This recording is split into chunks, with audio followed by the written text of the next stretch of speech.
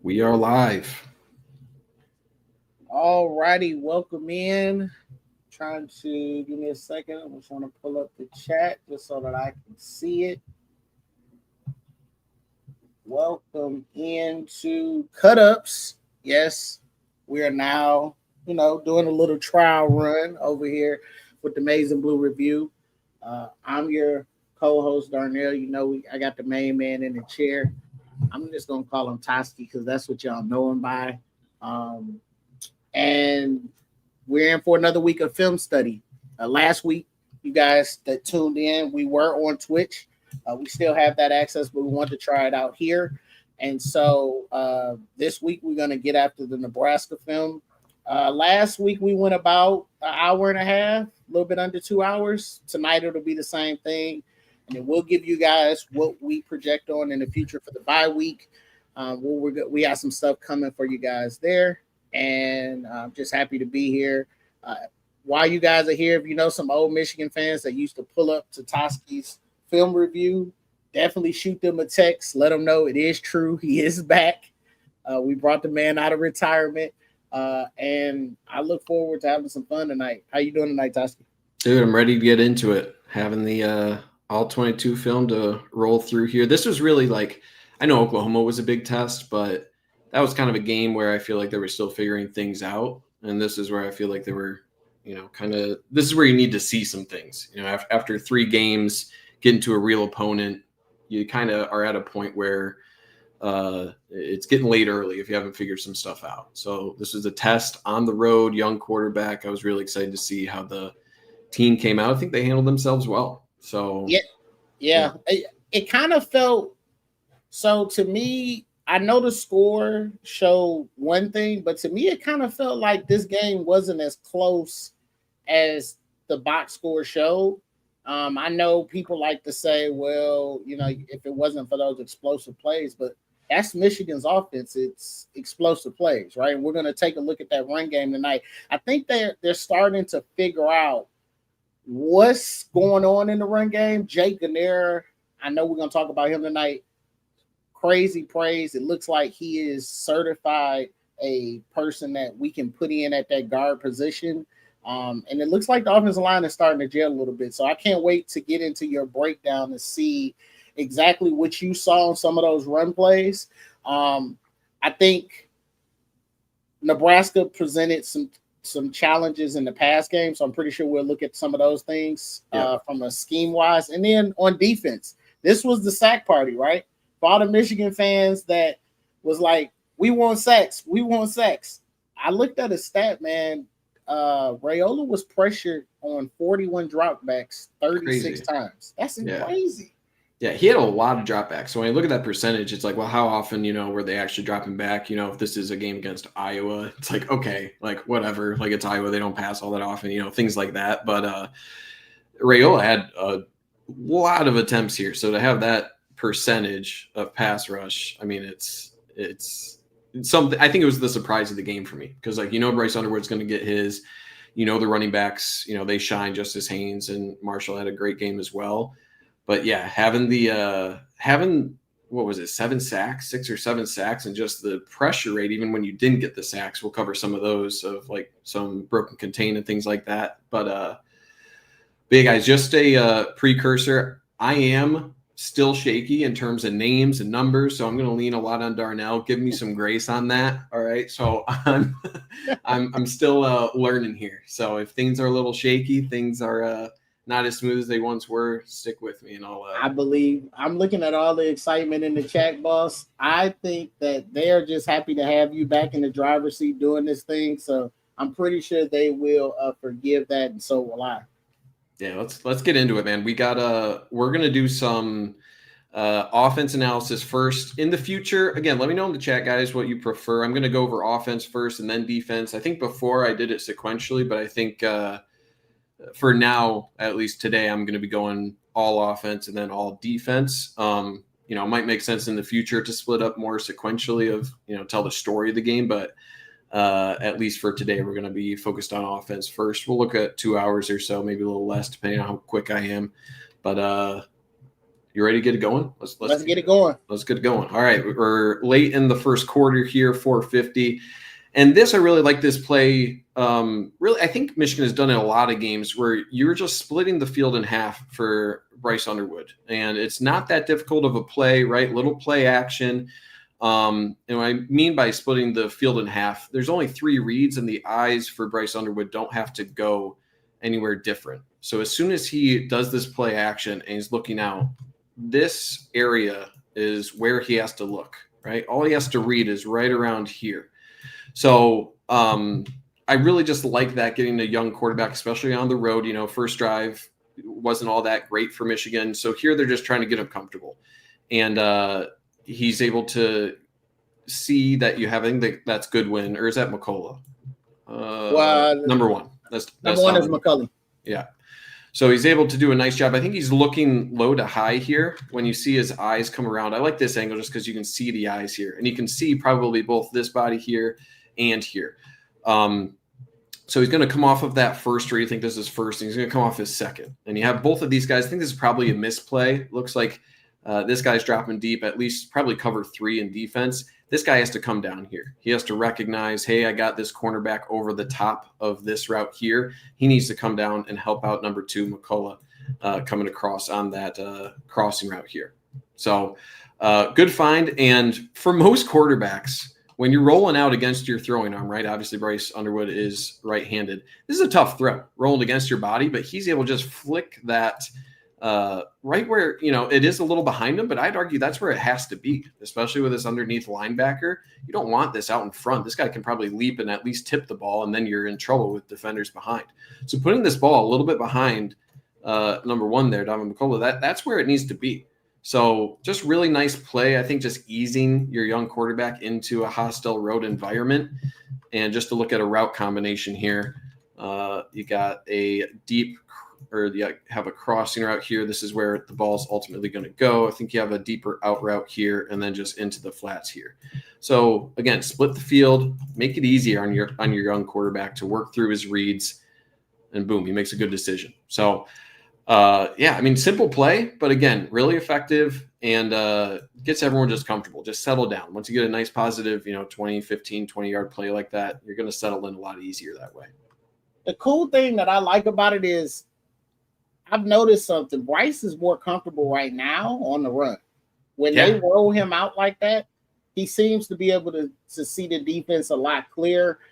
The other thing that I like about that, if you look at that personnel, that 9 is Goodwin. So that's their second. That's wide receiver 2. 42 is Hoffman. That's the tight end. It's the backup to Klein. Yep. Hogan Hansen didn't play. So, I mean, I like that. That's probably Hogan Hansen if, he's healthy. But, yeah, I like the giving him 3 levels of the defense. So, if 9 is not available on that quick out, he can go to the next level. So, I'm assuming if that safety comes down or that other corner comes down and checks McCulley, he's hitting 9 and putting that ball up front so 9 can get to running. Yep. And last thing, you do have Marlon Klein here. He's going to do a little block route, and then he's just going to sit. So on the rollout, if they cover this all the way, everyone's flowing on the defense. They're all covering that. You'll have number 17 there turn around. He's, he would be an option here, but I like that, Bryce Underwood's not settling. He's going here first. He's looking here. This is kind of your last option, right? If everyone is pursuing to the play, you got a safety valve there as a dump off. So, yeah, nice play to get him started. You're driving here, 2nd and 6. A little bit later on the same drive, you're close to midfield. Thing that I have definitely heard it a lot, but thing that consistently gets me excited is I feel like Michigan has never run the screen game well. And the number one thing that makes Michigan exciting in the screen game is both the velocity of the throws that Bryce Underwood can get out there, but also the ball placement. It is, I can't tell you, I feel like I've seen more perfect ball placement on screens from Bryce Underwood than any other Michigan quarterback since I've been alive. Like, I don't know. And it seems like a minor thing, but consider the ball if it's a little bit lower or maybe behind him. This play only works as well if it's delivered right in front, right at the face mask, so that it's essentially a sweep play, right? And it feels like he's just kind of pitching it out there, but this is not an easy throw to put it right there where it has to be. So being able to put it out in front of Samaj Morgan and be able to have him run in stride upfield like that, that's perfect. That gets you that edge. If it's a little bit off here, right, he needs to like adjust to it or catch behind him. He loses all that speed, and guess what? These two guys are catching up there. This is a half a second time that if he has to make any adjustments back here and making that grab, he's not going to get this sideline. So right there, that's the difference between a first down. He gets 10 yards past the first down marker. So I think that just, it's one thing to have a mobile quarterback. It's another thing to have a quarterback who can deliver the ball on a rope perfectly placed like that. And give a lot of credit to the wide receivers out here. You have 44, Max Bredesen, if I'm correct there. The senior fullback getting out there. Good job out here. I can't see his number. I think we'll probably see it from the other angle. But looks like Goodwin again. Yeah, probably Goodwin. What I would like to see here is, he gets a good chip here. I'd like to see him stay engaged a little bit more. But once you come off of it, right, once this guy breaks here, then continue to work upfield. Yep. Do work, right? We said that last week against Central Michigan. Find work. Turning your back towards upfield, right? Doing a complete 180 here, that's not helping the play. And think of how different it could possibly be if he continues up here. Then you could possibly have a cutback here, and then you're one-on-one against the safety with a lot of open space here. So, coachable moment. He's still getting after it, though, right? So in terms of criticizing, I'll criticize a little bit for it, but he's still getting after it. That's McCullough, number one. That is McCullough, yeah. Yeah, so, I would have preferred that too. And that's the first thing that came to my mind before you said it was, I really wish you would have just passed that person off and went and got the next guy. Yeah. Yep. But yeah, so I mean, I think the other thing about this that I like to see it in an offensive coordinator in general, this is setting up, putting this on film earlier, I should say, in the game, calling this early, you're going to see how quickly the defensive backs are firing. So if you're up in the booth, you're watching this angle, right? How quick are people firing down here, right? We'll see it later with the double pass, but this is a similar look, right? Where you have Samaj Morgan here, and then instead of a block here, right, you're going to be sending them downfield. So doing this early gives the bird's eye view, what we're having right now. They're watching these guys' reactions. How quick are they reacting to this, and how effective was this play? Because that's going to give them the information about how effective a potential double pass would be. So obviously this play being really successful is going to give that Nebraska defense a little bit more reason to be aggressive on this play, because that's a 20-yard play or maybe 15-yard play, but nonetheless it's good to put that on film to see what's going to be there later on in the double pass. So yeah, overall, really, those are easy yards. Both those plays that we covered there, easy yards. All right, we're a little bit later here now into Nebraska territory, 2nd and 10. This is, I think just we've been waiting to see, who's going to separate themselves in the wide receiver room. And I don't think there's any question at this point. It is number one, the Indiana transfer, Donovan McCullough. Like, he is the guy. And this is 2nd and 10. This is just a play where we are separating you from everybody else. Go make a play. And that's exactly what he does. And it used to be hard. It used to be hard to, last week, like, if you do this against Central Michigan, it's like, okay, how replicable is this against actual Big Ten competition? But now this is Big Ten competition, and Donovan McCullough has been really physical, really good wide receiver for years. So looking at the route combination here, I think this is designed to go all the way to Donovan McCullough. The inside route here is just kind of a clear out. This is just taking this number 2, this nickel corner just out. And then this is just a simple in route. And I like how Bryce Underwood throws this more to take Donovan McCullough away from the defensive back. That gives him space, because that one is a clear out route, right? This route from probably Samaj Morgan, I think, is taking these two defenders out of here. Look at how much space there is for Donovan McCullough to work, right? And this must be a matchup in film that Michigan is saying, hey, get the ball here, Give him some time, and we think he's going to be able to make this guy miss. That's all that is. And again, the ball placement, it allows that space for Dominic McCulley. If he puts it on his numbers right here, right? If he just throws it right where he is, that's not helping your wide receiver out at all. He's going to have time to close down. You're forcing him to stay here. So by throwing it here, you're getting him moving. And now he has to react to the movement of the wide receiver. So instead of having a static target here, that ball being thrown where it is creates a lot of natural separation for the wide receiver. So I really like that play. And then just a nice little stutter step. Once he turns with the ball right there. That stutter commits. You can see this defensive back stops his feet. So he's committed to try to make a tackle attempt. And now you can see the right arm of Dominic McCulley come out here, get the stiff arm, be physical with his big frame. And I like that he's able to muscle his way that extra yard to pick up the first down. So nothing flashy here. I like when a team like Michigan, I feel like in the past it used to be like, let's execute perfectly. And if we execute perfectly, then we'll win the play. But this one is, we trust our wide receiver. We think this athlete right here in space against this, we think we're going to beat you here. And I think that's a good you got to take advantage of that, right? How many times do we see Nico Collins never utilized where it's like, this guy can do everything. So this is one where I think they'll probably lean on Dominic McCulley because he is the guy at the wide receiver group right now. Hopefully that's the case, but that's a good sign, at least. I think he has the least amount of drops too on the team. Yeah, 100%. And there's a reason why he's wearing the number one. When I saw this in the game, when they made that initial contact, I'm like, oh man. Mm-hmm. Bryce brought him back. It's going to be a tackle for a no gain or a loss, and McCulley fought through it. Kudos to him. Super excited for what he is bringing. But yes, great play design. Like you said, they clearly isolated that corner. I love that Goodwin or that Samaj, one of the two, clears out that safety. Yep. It was really a one-on-one type thing, and it went for a first down. I know we didn't get a chance to link up before we started doing these, but if you go back and look at Chip Lindsey in the past, this is a staple everywhere he goes. Yeah.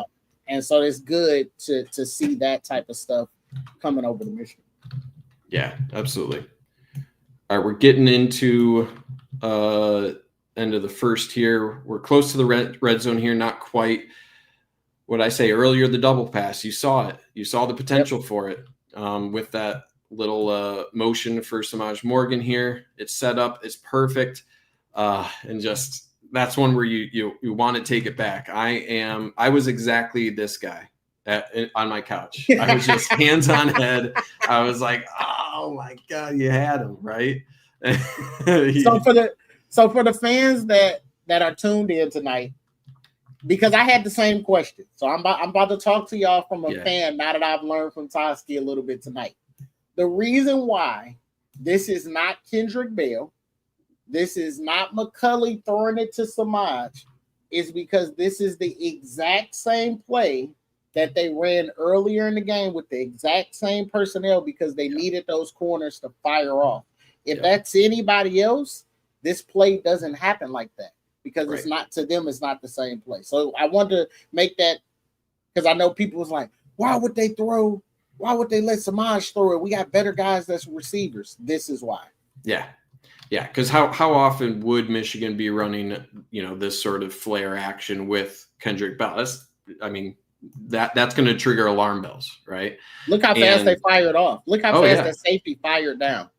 And it's really the body language, right? You can see the eyes here all the way from this sort of flare action. His eyes are 100% looking at this, but also the body language is sold really well from Dominic McCulley. He looks like he's squaring up, right? He's squaring up, boom, see ya. So it's really well done.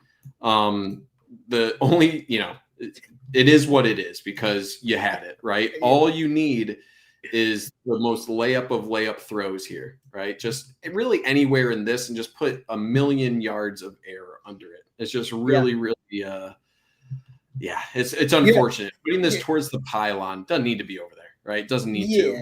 But I think it just got excited. Sometimes 100%. You see something and you're like, oh my God, it worked. It's wide open. Yeah. And I think Samaj got excited. Yeah. And I didn't do research. I've been at this stadium before, so I can't remember where the sun is. So maybe that's what happened to McCullough here, right? Like you can see him turning around here. Maybe he couldn't locate the ball, right? Maybe the sun's in his eyes. Hard to say 100%. But yeah, I mean, like, is this? I put this like 90% on Samaj Morgan, 10% on McCullough. Maybe he could have identified the ball better location, but yeah, just unfortunate. But hey, even though like I was okay, Trevor, the GOAT Trevor says he's looking right at the sun. So yeah, that doesn't help, right? Check the shadows. You know. Oh yeah, he is. You're a smarter guy than me, Trevor. All right, that's that's good commentary right there. That you would expect someone like me to be able to point that out, but you're 100% correct. So right here, he's probably looking for it, and then he's just not able to adjust to it. Maybe lost it. You know, couldn't see the trajectory because of the sun. But yeah, it's just a bummer. But what I was going to say is, even though this wasn't successful, what does this do? Next time that a defense sees this sort of motion and this sort of action right here, right? You're squaring up here, squaring up here. He's going out here.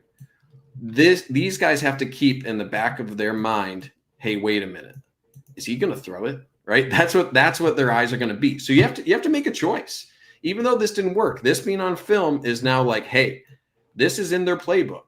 And not only is it in their playbook, they put it on film, and we have to be aware of that. So that's going to make these guys just a little bit more hesitant, right? Instead of blowing by these blocks, they're going to try to stay engaged a little bit more and then work off of it. And that just creates more potential space here for Samaj Morgan to work. So I'll tell you, I was about to say real quick. Yeah. So you see that gap right there? That can cause a problem too. Because if Bryce fakes that throw in that same motion, it's gonna open up a lane for him to throw because them ends are firing off too because they're trying to pursue the ball. So if they're watching his arm throw and they're like, oh, this is that play, and they take off running, that cut up for Bryce, he may be able to plant his foot and take off. There's so many opportunities here because to that point, you could even have something like this where you're faking out here, you fake this pass, and then instead of you go out to a block here, send them on a slant, right? If these guys are firing off this close, do a little pump fake, and then boom, hit Samaj Morgan on a slant. Good luck, right? All the momentum is possibly taking these guys this way down here. You have a lot of potential options here to work off of that. So whenever someone is like, oh, I wish they wouldn't have put this on film then, or like, oh, they didn't like get a touchdown off of it. There's a lot of things that you can build off of that. Just because you showed it once doesn't mean there's that you missed all opportunities with that. So missed opportunity, of course, it's a bummer, but still reasons, that it's not end of the world. Yeah, okay. Sometimes you want stuff on film now. Because you want to make them game plan almost like a waste your time. Game plan for that. Right. Because we got something that you ain't seen yet. Exactly. All right, 3rd and 9 here. Just a pure pass here. This one was tough. This is another one where it's right into the sun, right? Right into the sun. This one, I think there's probably a lot of chatter of whose fault is this, right? Is this on the wide receiver? Is this on Goodwin? Is this on Bryce Underwood for ball placement? I'd probably put it 70% on the wide receiver, 30% on Bryce Underwood. I think it's one of those where it all depends where you fall, right? Where it's like, if it hits your fingertips, do you catch it, right? Because this does hit his fingertips. This angle isn't best for it, but it does go right through his fingertips. Now, it is on the fingertips, right? It's not like it hit his palms. So it's not an easy catch, especially with the sun there looking back for it. It's a tough ask. All right. But it's something that, if you're a wide receiver, you say the quarterback's got to put that in a better spot. If you're a quarterback, you're saying you got to catch that if you're a wide receiver. So I get both sides of it. Really where that ball needs to be, right? Maybe a millimeter off, but in general, I'd like to see a wide receiver make that. So it's just one of those really, really tough plays that you're right there and you can't really be that upset about it. It's not like you sailed it 5 yards out of bounds, anything like that. It's just a slight miss, and it's one that you live with because you had it. It's a good route, and it's a really close to perfect throw. Now they're only sending 4 on pass rush. It's handled relatively well.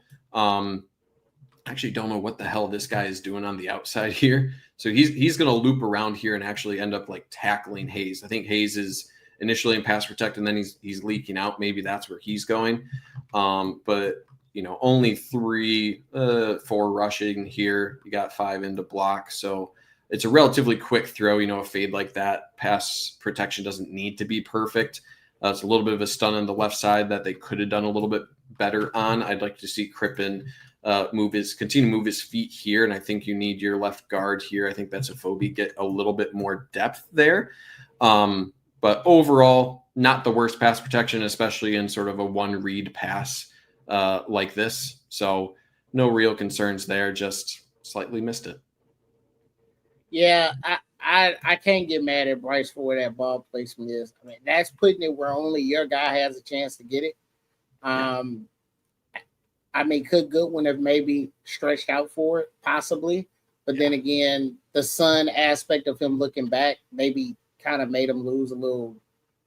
That maybe that's I got to trust my guy. He's going to put it where it's supposed to be. And if he just dies out, his hands are open, he's going to catch it. But right, I don't put that on Bryce. Because if it's underthrown, it's a pick.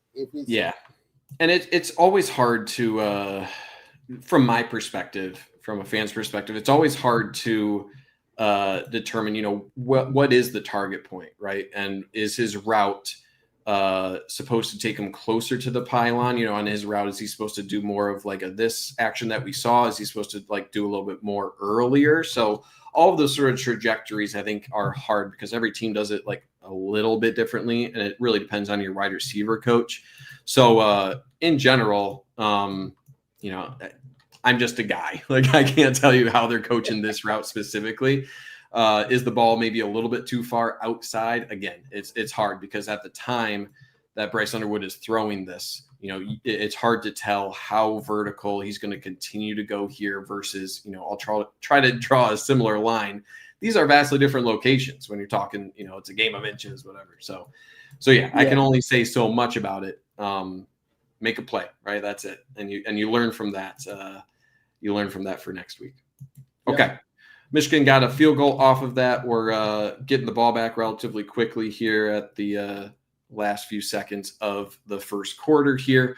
This is beautiful. You're building off of your previous flare motion action here.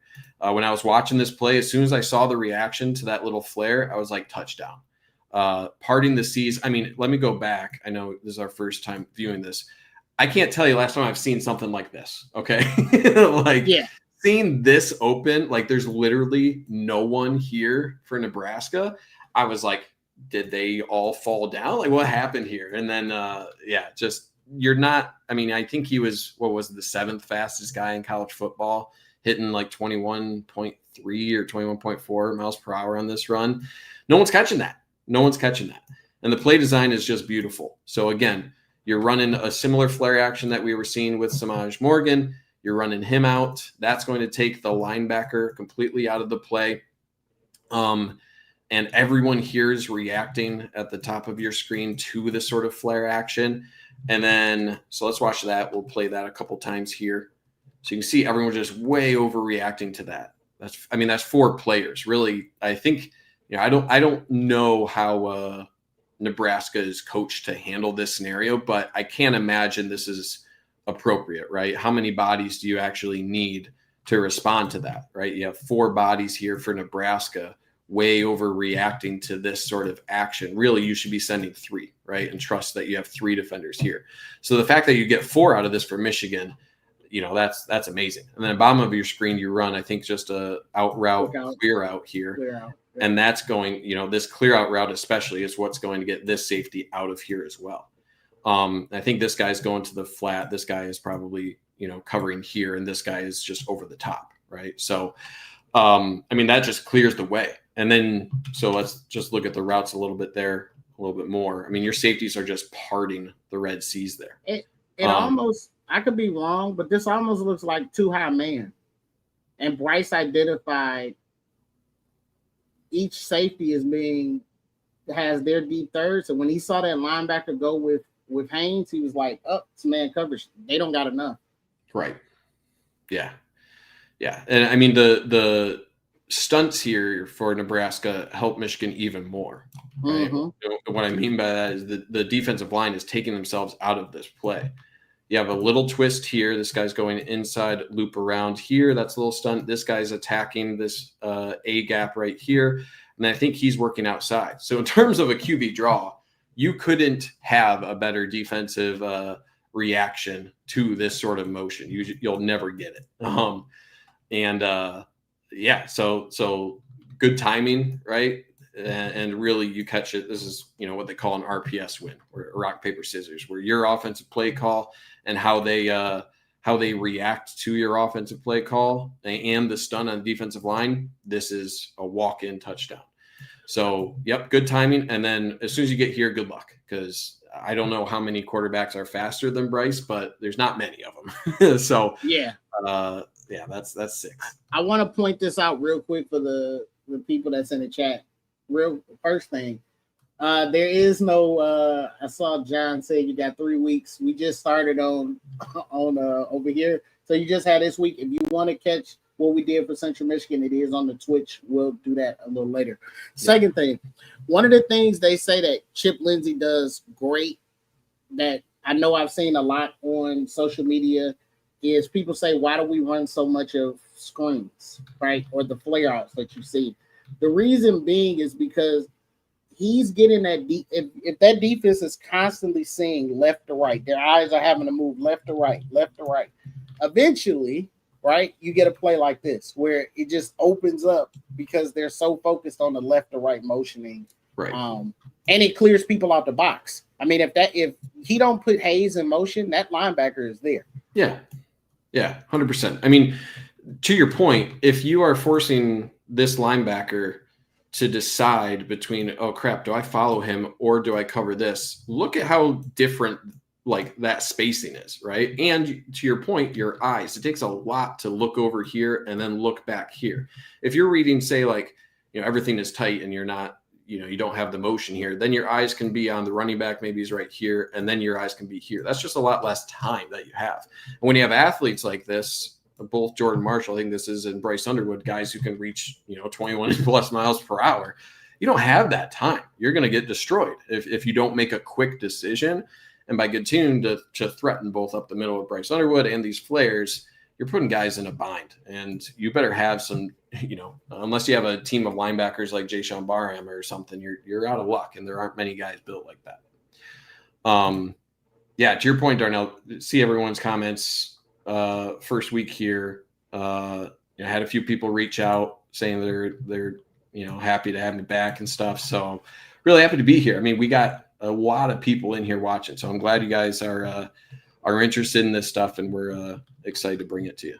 Yep. So appreciate both Trevor and Josh for having us on this, and for you, Darnell, for reaching out and getting me back in it. So yeah, man, let's keep it going. 10-0, 3rd and 3. We're in the second quarter now. Michigan has the ball here. This could have been a big drive, right? Going up three possessions potentially. And I think this was a turnover for Bryce Underwood. Pocket protection wasn't really there. He had to duck out quick. And then a really good, give credit to where credit's due. This is a really nice strip from that defensive lineman as Bryce Underwood's going down. That's the downside of having a mobile quarterback, and sometimes, this is his first fumble, I think, on the year. So it's not like it's a continued pattern at this point. He's run the ball a fair number of times, and this hasn't happened. So, but learning lesson, right? When you're about to get sacked like this, when the pocket's collapsing, you got to protect that ball, even late going down, right? It's better to protect it rather than, I think he's probably sticking his left arm out right now to catch himself or something. It's tough when you got that many bodies. So give credit to the defense here. In terms of the routes and the eyes, it looks like this is a complex front for Nebraska to diagnose. It looks like they're threatening 5 here. So it's it's 5-on-5 here for your offensive line, but you have to determine, who's going to be dropping back, who's going to be staying, things like that. So I think the 2 guys I'm circling here are ones who are dropping back into sort of this curl zone here over the middle. And It looks like the eyes for Bryce Underwood, will probably get a better view of it from the end zone view, but we'll try here. It looks like his eyes are going to the top of the screen here. Looks like you have two kind of slants. You have first like an outward release slant here, a little delayed, and this is sort of your first inner slant. I think this is not sure who that is. Is that 10? If it's 10, it's Bell. I think it's Zach Marshall, the tight end. Okay. But yeah, because of these guys who drop back into zone right here, this is exactly where Marshall is running, and then this guy is just kind of staying put. So if these guys are going out into a zone, right? This guy has like flat responsibility. Maybe this guy's going to drop back into a curl zone. Then you might have something here between these two routes. But especially because this guy dropped back, I think that's where you see the eyes of Bryce Underwood. First, he's going over here, seeing if the Marlon Klein route's going to be open. No. And then he's looking over here for Zach Marshall. And neither of those are looking open, right? Neither of those are valid options. That's when he's starting to feel the pressure. We'll get to the pass protection or lack thereof in a second here. But that's when he's starting to duck out, which, is a good decision based on his reads there. And and unfortunately, this is, just a better play from the defense here, and, made even worse from that strip. So looking at the pass protection, the main issue I see is the stunt. The stunt really was executed well from Nebraska. This guy is essentially acting as a fullback. His job, attack this gap here. Take as many bodies with you. You're hoping you can take, I think that's Garnera and Crippen, and try to, bully your way into a phobia as well. And so this is your main rusher. He can loop around here. This defensive tackle can loop around kind of through this A gap and get through unfettered there. And that's kind of where the some of the pressure is coming through. On top of that, Link does get beat inside a little bit here. So it looks like it's kind of a speed to power rush here. 96 threatens the outside and then ducks under Evan Link. So you'd like to see him do a little bit better of a job there. I mean, that's a good pass rush, right? He gets his hands inside, a good strong push with his left. You can see the left hand of, I think that's 86, that left hand kind of push Link off balance there, and that creates that crease. So a couple of things here.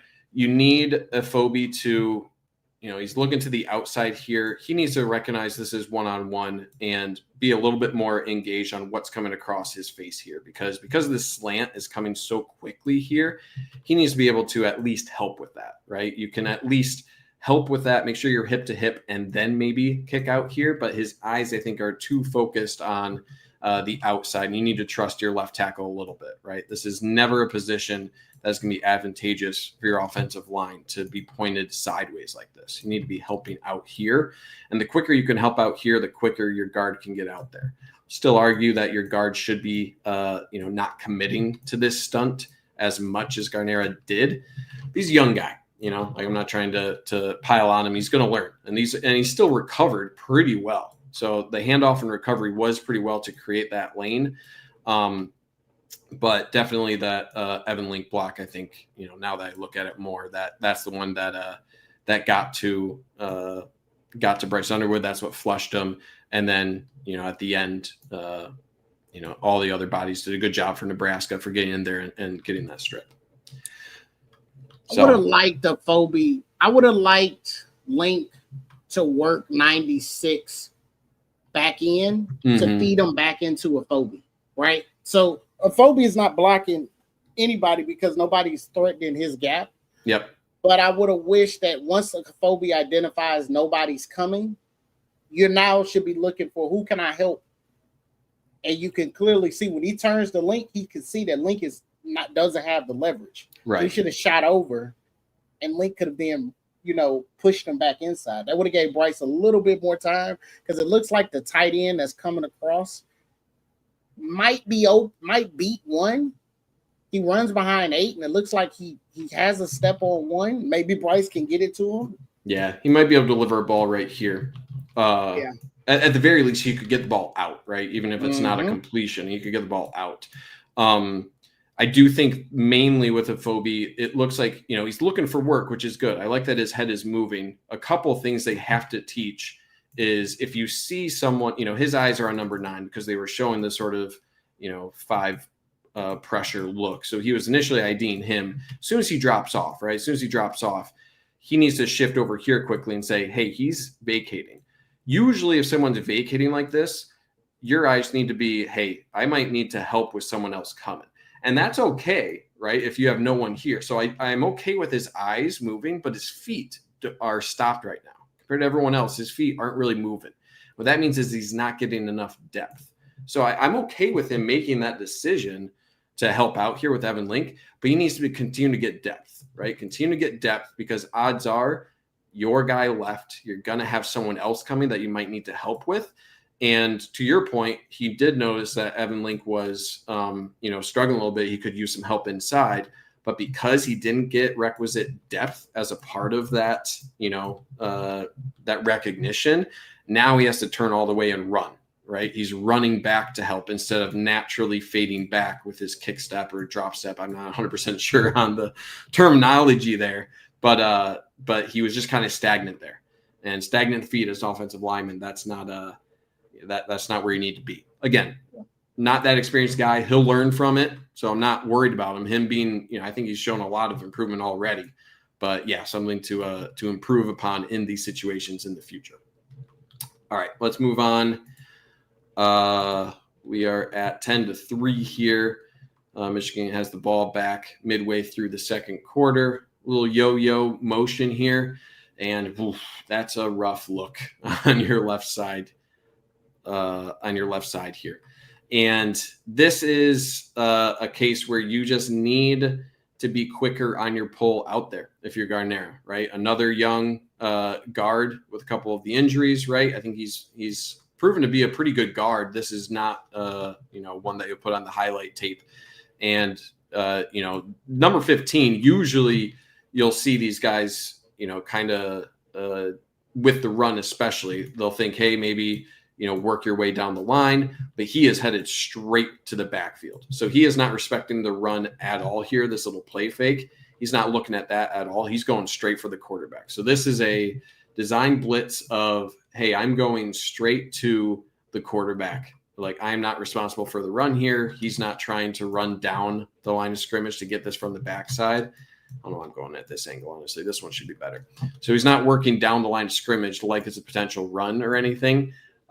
He is going straight for the quarterback all the way, and that's what makes it possible.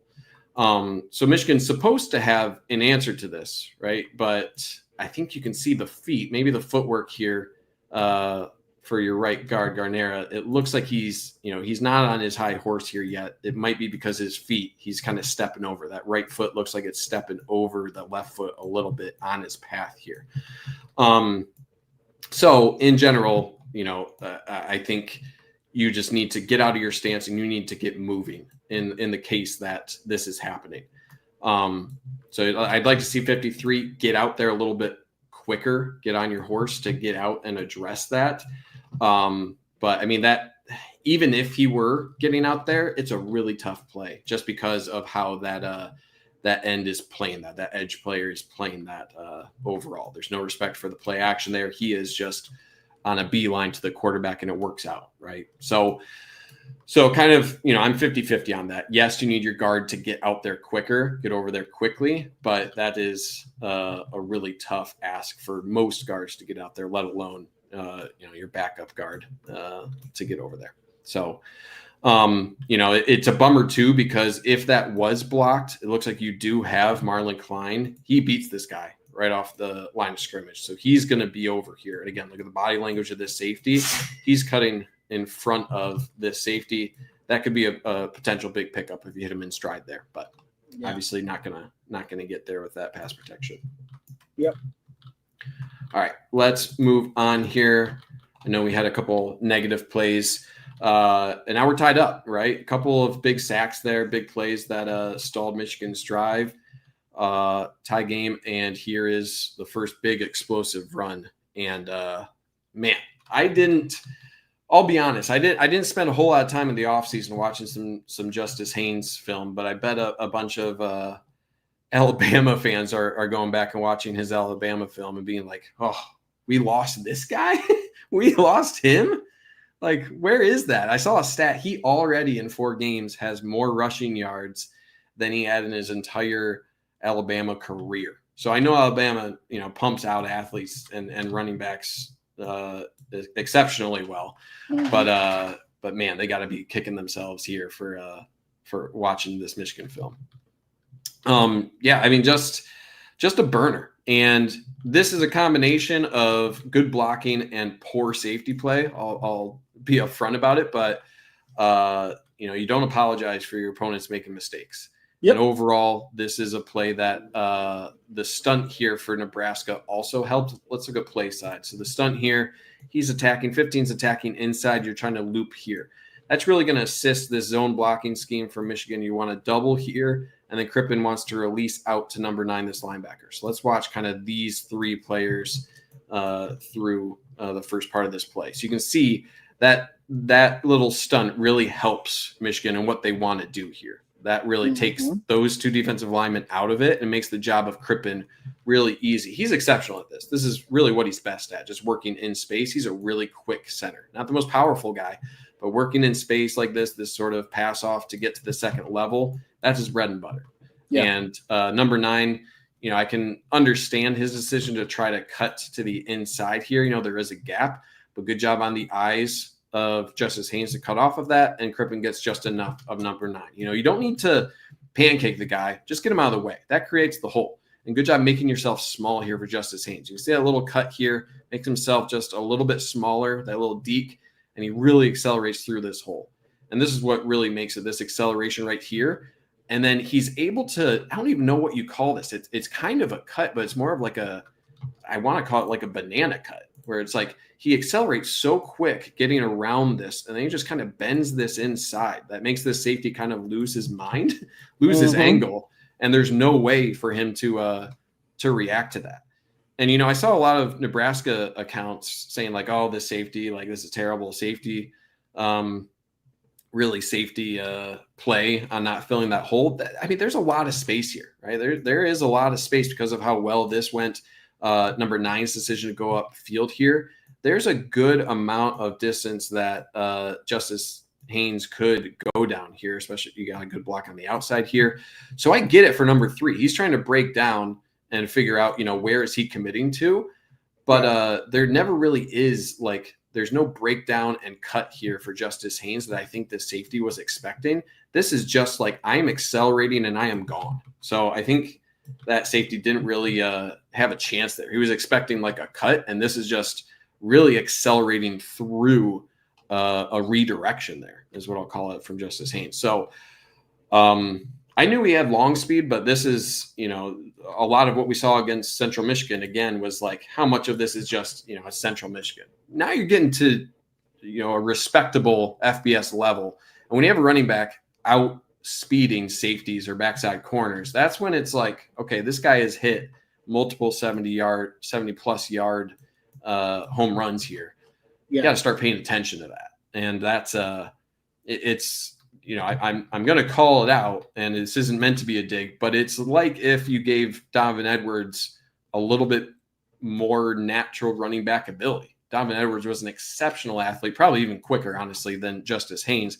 But Justice Haynes has this acceleration, this vision on top of the agility and the long speed. So, I mean, he is – I haven't seen his name come up in some sort of Heisman discussions, but this is a top-tier running back, not just in the conference, but in the country. He's putting people on the map.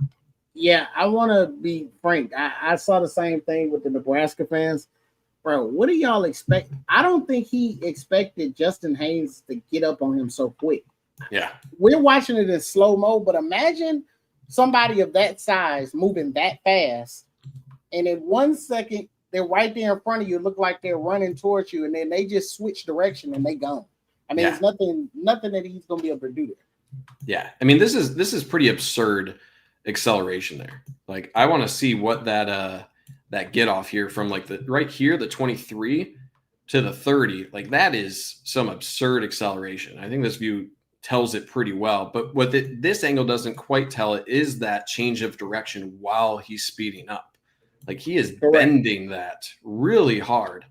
And this angle, I think, does do that justice, but like tie that acceleration with, like, he's just able to subtly change that trajectory. And I really like how he does these like little make himself small here, where like you can see his hips kind of like just get out of the way here. Like he's able to not have that arm have any chance of getting to his legs there. He's just able to redirect just a little bit there, and he's speeding up so much through that. So can't teach some of that stuff, right? There's vision, there's ball carry vision, but that sort of acceleration with that long speed, I mean, you need a guy to make a safety miss, and he's probably your best bet in all of college football. I'm saying that. I also see in the chat, I agree with what Antonio Johnson said, which he said the only way he might have been able to stop that is if he shoots the gap. The only problem with that, I'm pretty sure they're teaching him he's the safety valve. Yeah. So if he shoots the gap and he misses, which he missed anyway, there's nobody there to stop anything that's behind him. Yeah, absolutely. Okay, all right, let's move into it. We're tied 17-17. Nebraska had obviously responded with the end of half Hail Mary. Don't worry, we'll get to that in the defensive breakdown a little bit later. But now we're in the second half here. Like this play just to get him going again, right? After halftime, this is very similar to what we saw in the first quarter. Make it easier for your quarterback to get back into rhythm, right? Just get this little play action. You have a little orbit motion going on again, and split the field in half. What I mean by that, there's nowhere where his eyes are supposed to be looking over on this side, right? You're essentially breaking it down to your eyes only need to be here.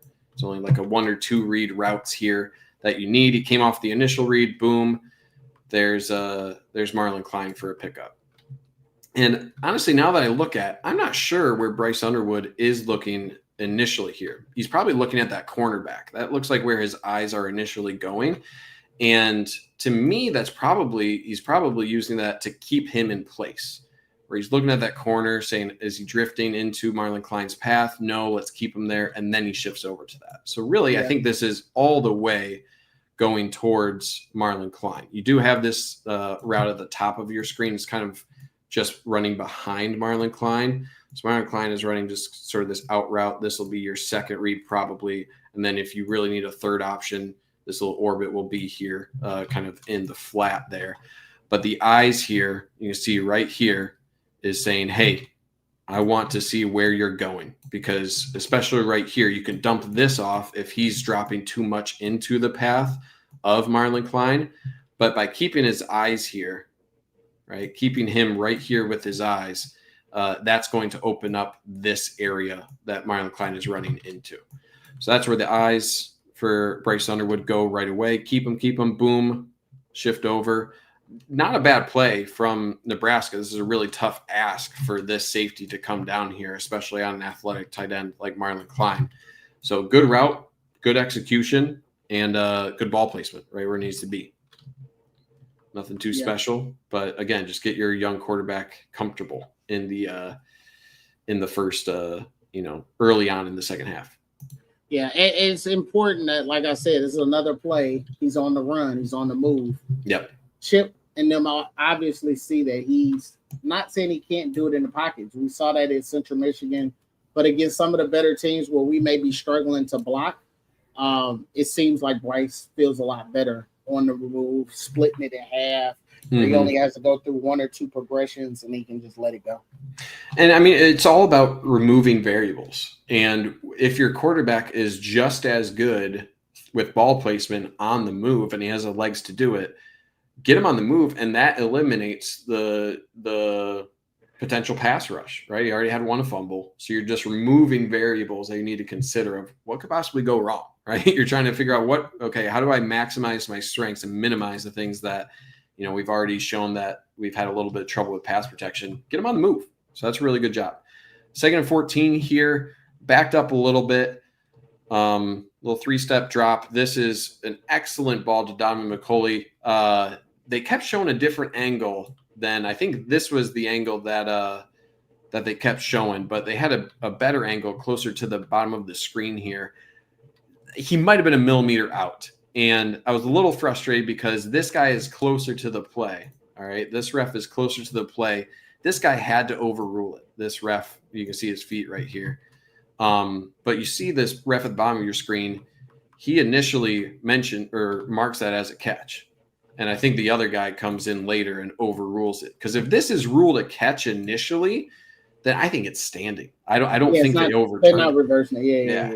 So the fact that the other guy who's pretty far away, he is right down the sideline. So maybe he did have a better, you could argue this guy does have the better view.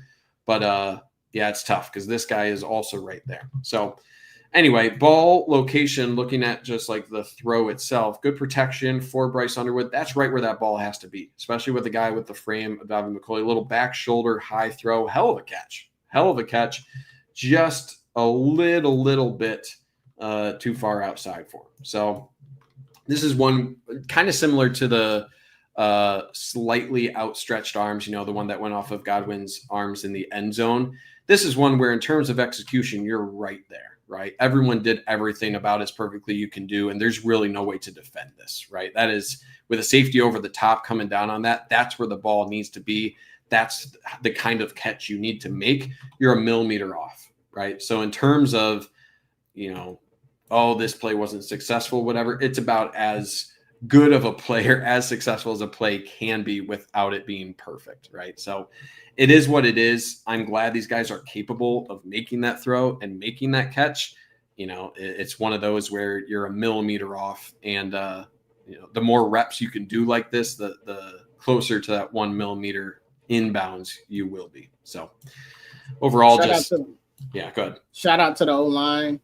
Great protection. They handled the stunt. You had your D tackle and that end stunt out and stunt in. Clearly, Hayes and Grenier, not Sparks and Grenier communicated that. And then Afobe and Link held up too. So this was a win. This was a win across the line. Yeah. You have similar stunts on both sides. The ends are crashing in. Defensive tackles are looping around. Same thing on this side as well. So, yeah, good communication here. They both do pass-offs. I think that's the term. Then you got a one-on-one block here. Everyone does their job, and this creates a really clean throwing window for Bryce Underwood. So, that's very you need all operations here, or all levels, your quarterback, your offensive line, and the wide receiver here is just a millimeter off. So, but I'm happy that these guys are capable of making that play. You're just a millimeter off. Yep. Okay. Segment 2 here. Michigan up 3, so this is another drive a little bit later in the game. And we got Jordan Marshall. And I saw this nickname. I forget where I saw it, so I can't give, it's not me who came up with it. But you got Justice Haynes, right? Justice, that's law. And then you got Marshall, Jordan Marshall. Law and order. We need to make this happen. That's okay. So that came from the GOAT. That's Trevor. Trevor came up with that this summer. He wrote an article and said, "Let's call them Law and Order." Dude, I am so glad that is Trevor. But dude, you got to make it happen because this is. These guys. When I look at a Blake Corum type running back, and then I look at like the Blake Corum, Donovan Edwards. Blake Corum, in 2023 at least, wasn't the home run hitter really that Donovan Edwards was. Both these guys are pretty close in terms of their skill set, the running style. Now, I do think Justice Haynes is a little bit more developed at this point. Jordan Marshall is a young guy, right? So he's going to get there. But both these guys have some speed on them, all right? So you can't write any one of them off. And I kind of like that. Michigan has been running this two-back approach for years now, right? Multiple backs. And you don't get a break when 22 goes out and 23 comes in. This one is blocked exceptionally well. So, I don't think this is the best play to kind of compare their two skill sets. But Jordan Marshall is a very respectable running back. And you could make an argument that they're the best 1-2 punch in the Big Ten, maybe beyond that, but I'll just leave it at Big Ten for now. We got to look at the blocking here because everyone does a really, really good job. I got excited on this play. I was jumping off my couch. And to be corrected real quick from Antonio made a good point. Apparently, it came from Johnny Odom. Maybe Trevor just ran with it, but it came from a YouTuber by the name of Johnny Odom. Got it. Yeah, good job, Antoine. Martial Law, that's also pretty good. Mr. Yeah. Martini, you call him Martial Law. I like that too. Either way. But yeah, this is a zone blocking. It's just a stretch concept a little bit. And this is really hard to do. And I think it's just really hard when you put your linemen in space like this. You need them to be exceptionally athletic, right? It's not pure power. You just need them to have really good balance and to be able to really operate in space exceptionally well. So let's look at the backside first, just because I want to give Phoebe some really good credit here. Backside, it's all about get your shoulder inside. You can see all these guys, their goal is just don't let anything here get inside this way, because this whole play is flowing this way. Just turn all of these guys, wrong color, turn all of these guys inside like this, right? Turn all of them this way. So they all do a really good job getting there. And then what I really like is if Obi lets his guy upfield, that's totally fine. If that guy wants to work his way upfield, you can turn. Usually you don't want to turn perpendicular to the sideline like this. You want to keep your hips upfield. But in this case, the play is headed this way. You're fine if he wants to go up. Just stay engaged. And that's exactly what he does. This backside guy, he wants to come flying in. Watch Phoebe stay engaged. Boom. Takes them both out. So that's great. Right? That is what you need to do. It eliminates two players there. I love that he stayed engaged there, was able to flip his hips and follow that. If that guy wants to work upfield, takes out two guys. So backside, Evan Link does a good job. Marlon Klein does a good job on the end there. They do a really good job working up. Marlon Klein is able to work up to number 0, this backside backer, I think. Yep. So everyone is doing a really good job backside. So there's no possibility of anyone getting there. And then front side, you get a maul of maul, M-A-U-L. They're mauling people here. And getting to 33 here. So this is Crippen doing a great job displacing number 5, helping out on that block. Garnero does a good job. And then boom, get up to 33. That's your block of the play there for Crippen. For whatever power he doesn't have, him operating in space. I've said it before. I'll say it again. I think I'll say it a lot this season. He's able to get off that double team into that second level exceptionally well. And he drives here. Of course, it is just a linebacker here, but watch him get engaged, and then he's going to push him inside. That's what creates the hole for Jordan Marshall to run through. So really good job there. And then your right tackle, Andrew Sprague, he does a good job getting engaged there with your defensive end. That guy wants to cut up field. Good luck, right? He's outsized, and really good job. So everyone does a great job. And then even down to your wide receivers, right? You have number 0 here, Samaj Morgan, getting out to 21. He does a good job getting engaged. You don't need to do everything, right? But just by looking like you're going to do a route and then just get a block on them, and you don't need to hold, right? That was an issue we saw a couple earlier weeks. Does a good job. And then on the backside here, Davin McCulley, he was engaged this whole time for like 10 yards plus. So that's just a really good job. You don't need to be an all-time blocker, but show the urge and stay engaged as long as you can. That's what breaks it. So this is every single person doing their job. And I wouldn't even call this bad defense for Nebraska. This is just the offense executing exceptionally well. And I'm pretty sure they saw so 2 things. Antoine, hope I'm saying your name, Antonio, my fault. The one thing that these zone concepts is Chip Lindsey's run game. It's merged with merged with what we was doing last season.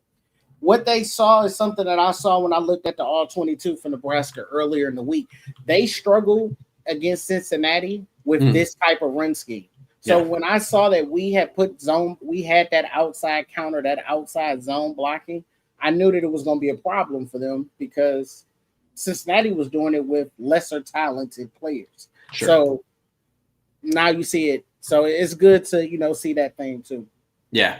Yeah. And to be fair, this was the matchup, right? Nebraska, to your point, was a weaker run defense team. So how Michigan will continue to approach teams, right? Will they continue to do the zone blocking scheme? Will they go back to power? How will they adjust to opponents? That'll be something to watch.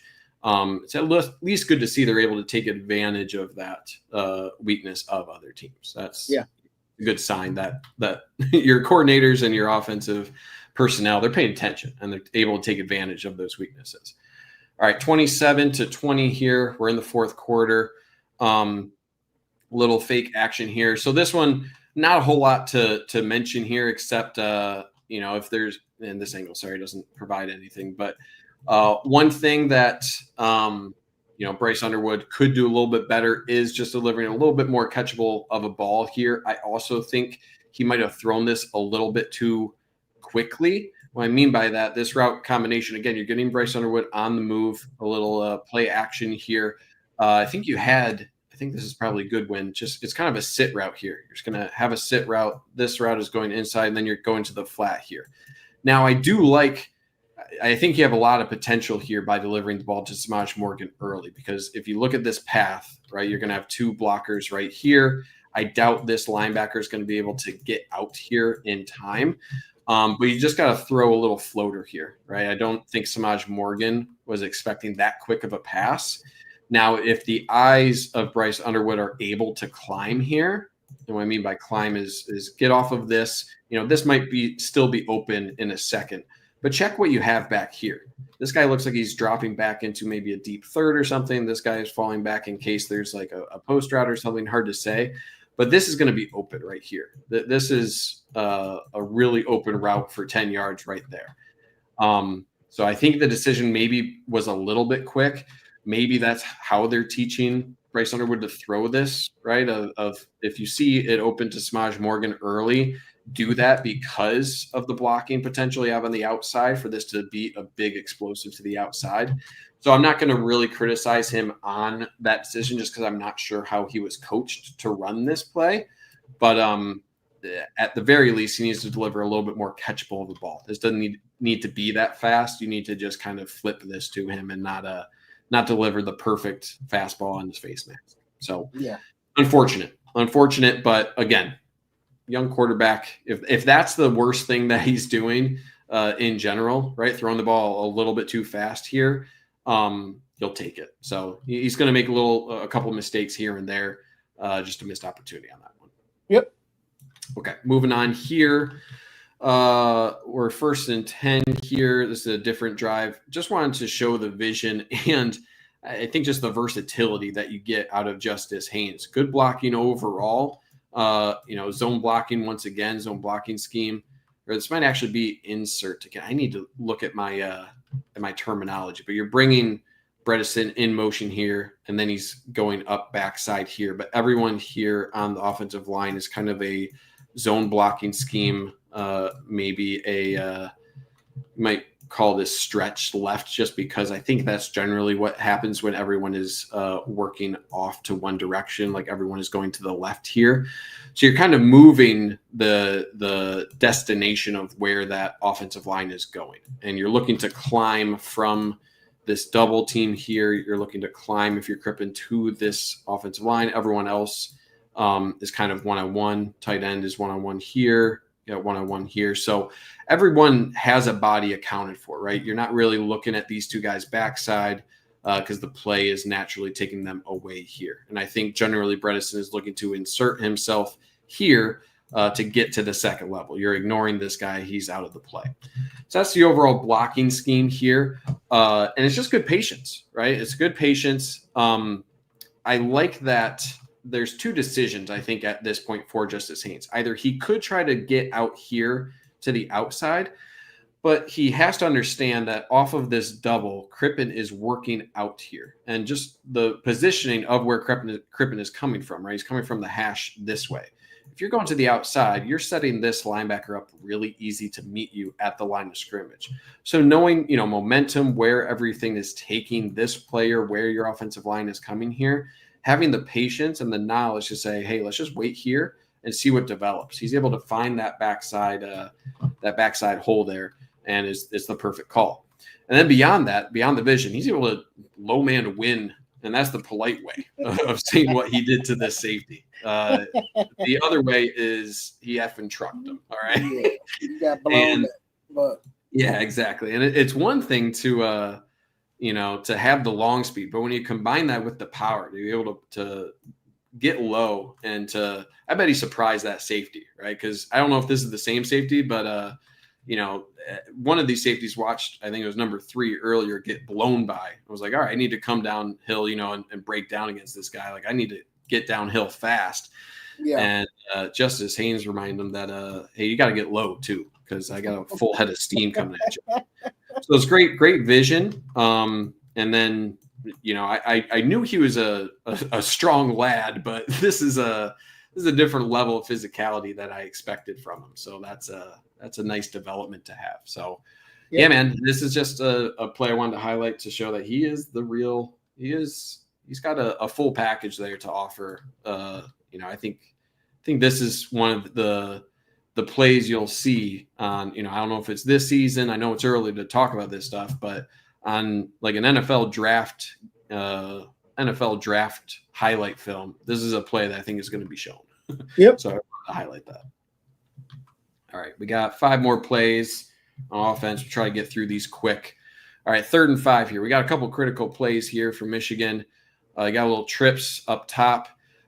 This is just Samaj Morgan at his best. He plays so much bigger than he actually is. So it's just get your quarterback on the run. Actually, good job defensively for Nebraska. They defend this about as well as you can, and they have 3 bodies against 3 here. 1, 2, 3.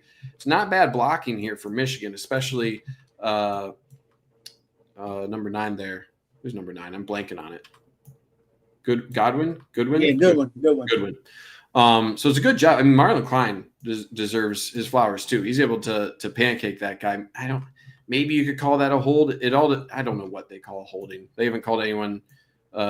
Michigan hasn't been on the right side of a hold all year, so I don't know what you call. So maybe you could call that. But in general, Nebraska has what they want, and this is just Samaj Morgan just being a little mountain goat, just jumping over guys, able to work through that contact and pick up a first down. That's a big play. So, give him a lot of kudos. This is, you don't really have to look at anything else on this play. It's just one-on-one. We think our guy can break the tackle and get there, and he does. So, I mean, go ahead. We wouldn't have no issues with Samaj. I'm speaking now from a fan aspect. Yeah. I don't think the fans will have any issue with Samaj. We just need Samaj to catch the ball. Yeah, exactly. When it's thrown to you, catch it, because we've seen when he catches the ball, he does great things with the ball. Yep. It's the drops that make fans be like, oh, I want this person to come in. Or I want this person to come in. Samaj is showing you he did exactly what you want a receiver to do. Beat your guy to go get that first down. The other 2 are blocked out. So kudos to him on that play. Yeah. All right, moving on. Another 3rd down. So that was 3rd and 5. Now we're 3rd and 9. All right, you're up 7. You're looking to make this a 2-possession game. And this is just a huge play by Justice Haynes. Again, just our guy is able to make the play. Now, this is one I feel like I'm kind of back in the Central Michigan game where I'm like, will this work against better competition, right? Where it's like, oof, this is not necessarily executed well. And I don't know if it's a timing thing or a playing thing, but you would think you got 3 guys releasing out to the flat here, right? You got 3 linemen. Now, you would expect them to be out here quicker. Now, this guy is flying upfield. So I don't think the timing is necessarily awful here on the throw. Maybe he could have waited an extra beat, but not really. Those guys are bearing down. The defensive line is already getting to Underwood pretty quick. So I think this is relatively well timed. I'm kind of half and half on the decision. Now, when I say decision, the decision of where Justice Haynes should have gone, right? You got a convoy coming out here.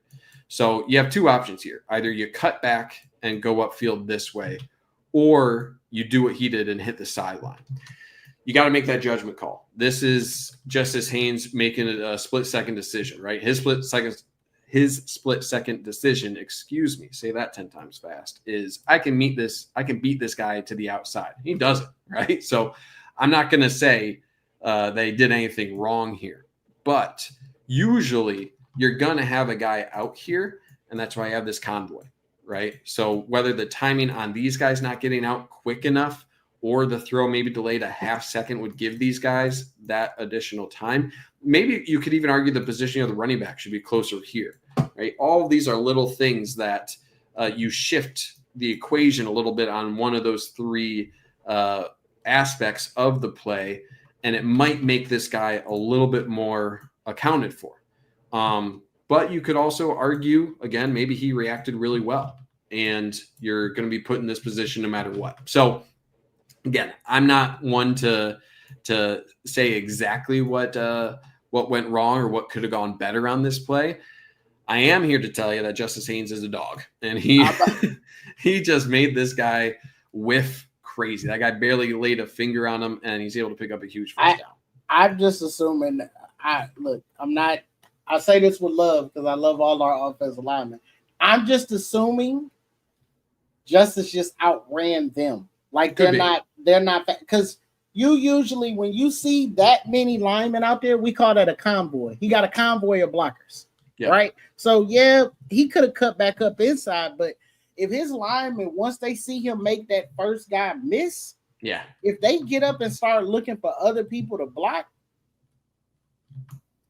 that's a great point. 3 back there to block 2. Right.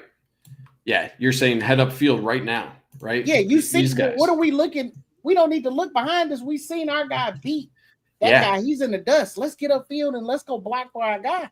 Yeah, great point. And 54 does that, right? You watch 54. Let's watch him on this play. He does a great job. That's the sophomore. Garnett. Yeah. That's what Jake. You just call him Jake. Or no, that's Sprague. I think that's Sprague. 53 is Garnett. Okay. Yeah. But he does a good job, and he finds additional work there, right? He does a really good job. If you get one of the other two, I think you got Garner's 53 and Crippen. If you get one of these two running upfield before this, right? As soon as they see, hey, this guy's coming upfield, we're not going to be able to get to him, right? You should redirect right now. Redirect, get up there. Because if he makes the tackle, he makes the tackle. But if he doesn't, guess what? We're the guys. We're the convoy. To your point, Darnell, like we're getting there. So yeah, if one of them is able to, you don't even need to block him. You just need to make this guy scared. So you'd like to see your wide receiver stay engaged here a little bit longer to give time for the convoy, right? But all that guy needs to do is see one of these linemen bearing down on him.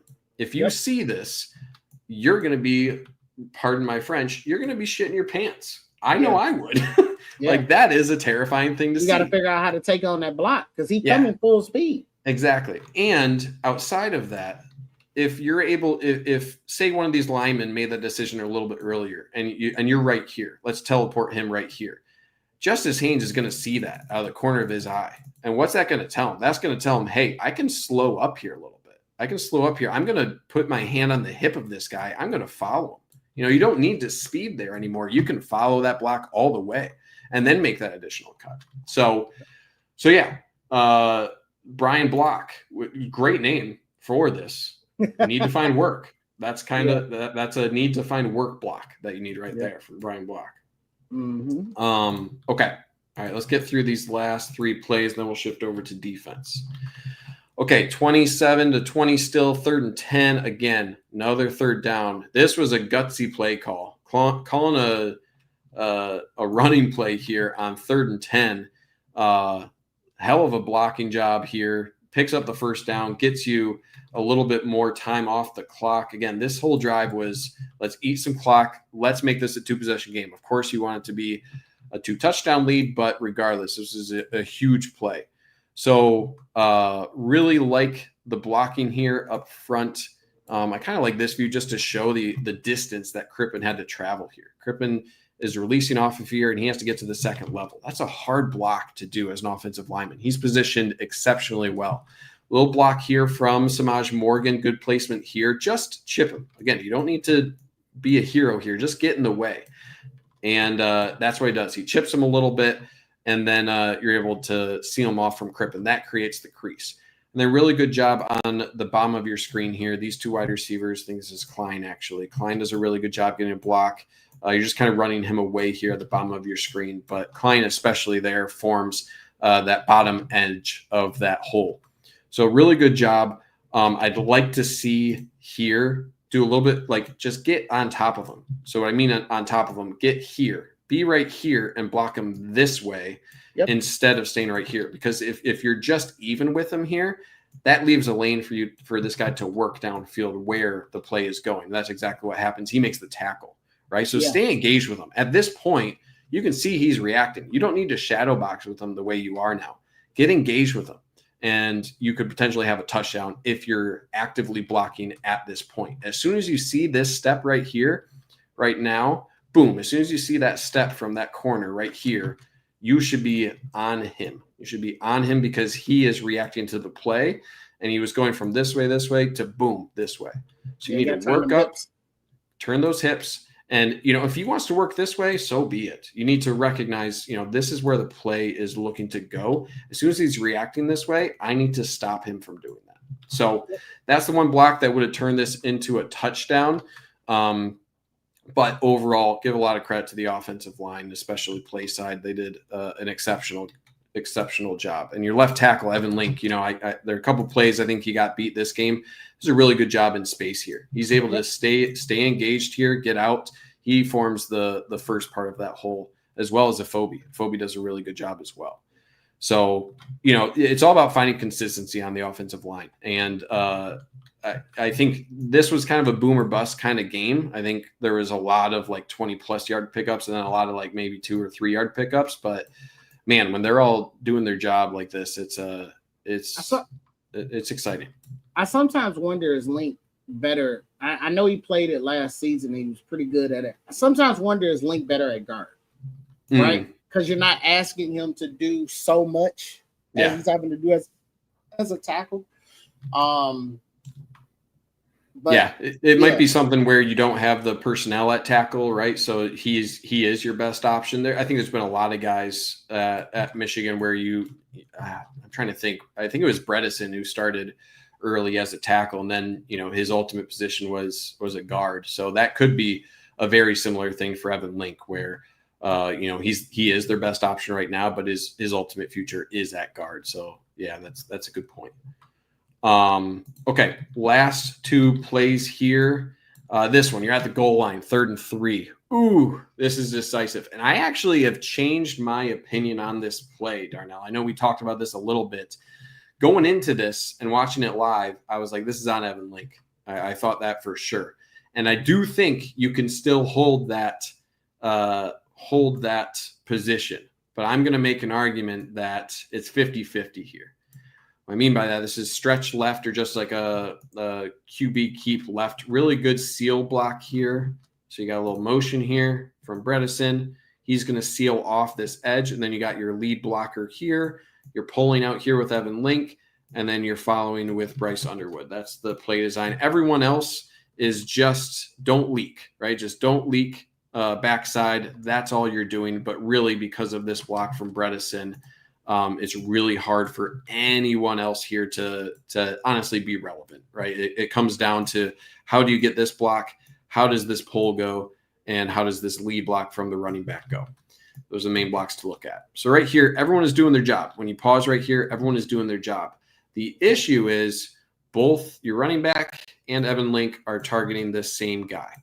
Now, I do think if you appropriately target here and appropriately target here, Bryce Underwood could go any which way, boom, or to the outside, and that's a touchdown, right? I do still maintain that. Stephen Horn, good call. QB crack sweep. That's a good. That is the correct term for this. And keep me honest, guys. That's appreciate you guys with the terminology in chat.